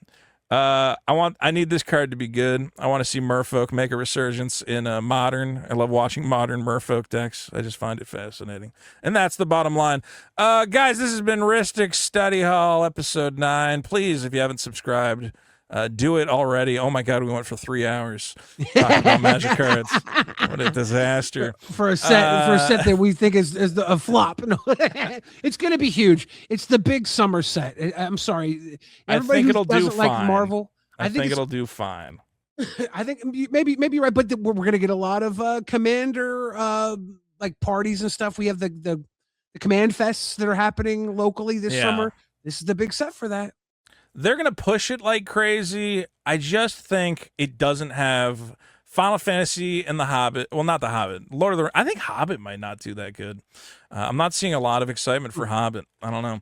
But Lord of the Rings and Final Fantasy had that wow factor. And let's be clear, they were fantasy universes, so the built-in Magic audience wanted it. I don't think they'll be as big as those, but who knows? We'll see. I'd put money on it. I think it'll do. Yeah. I think Wizards is going to...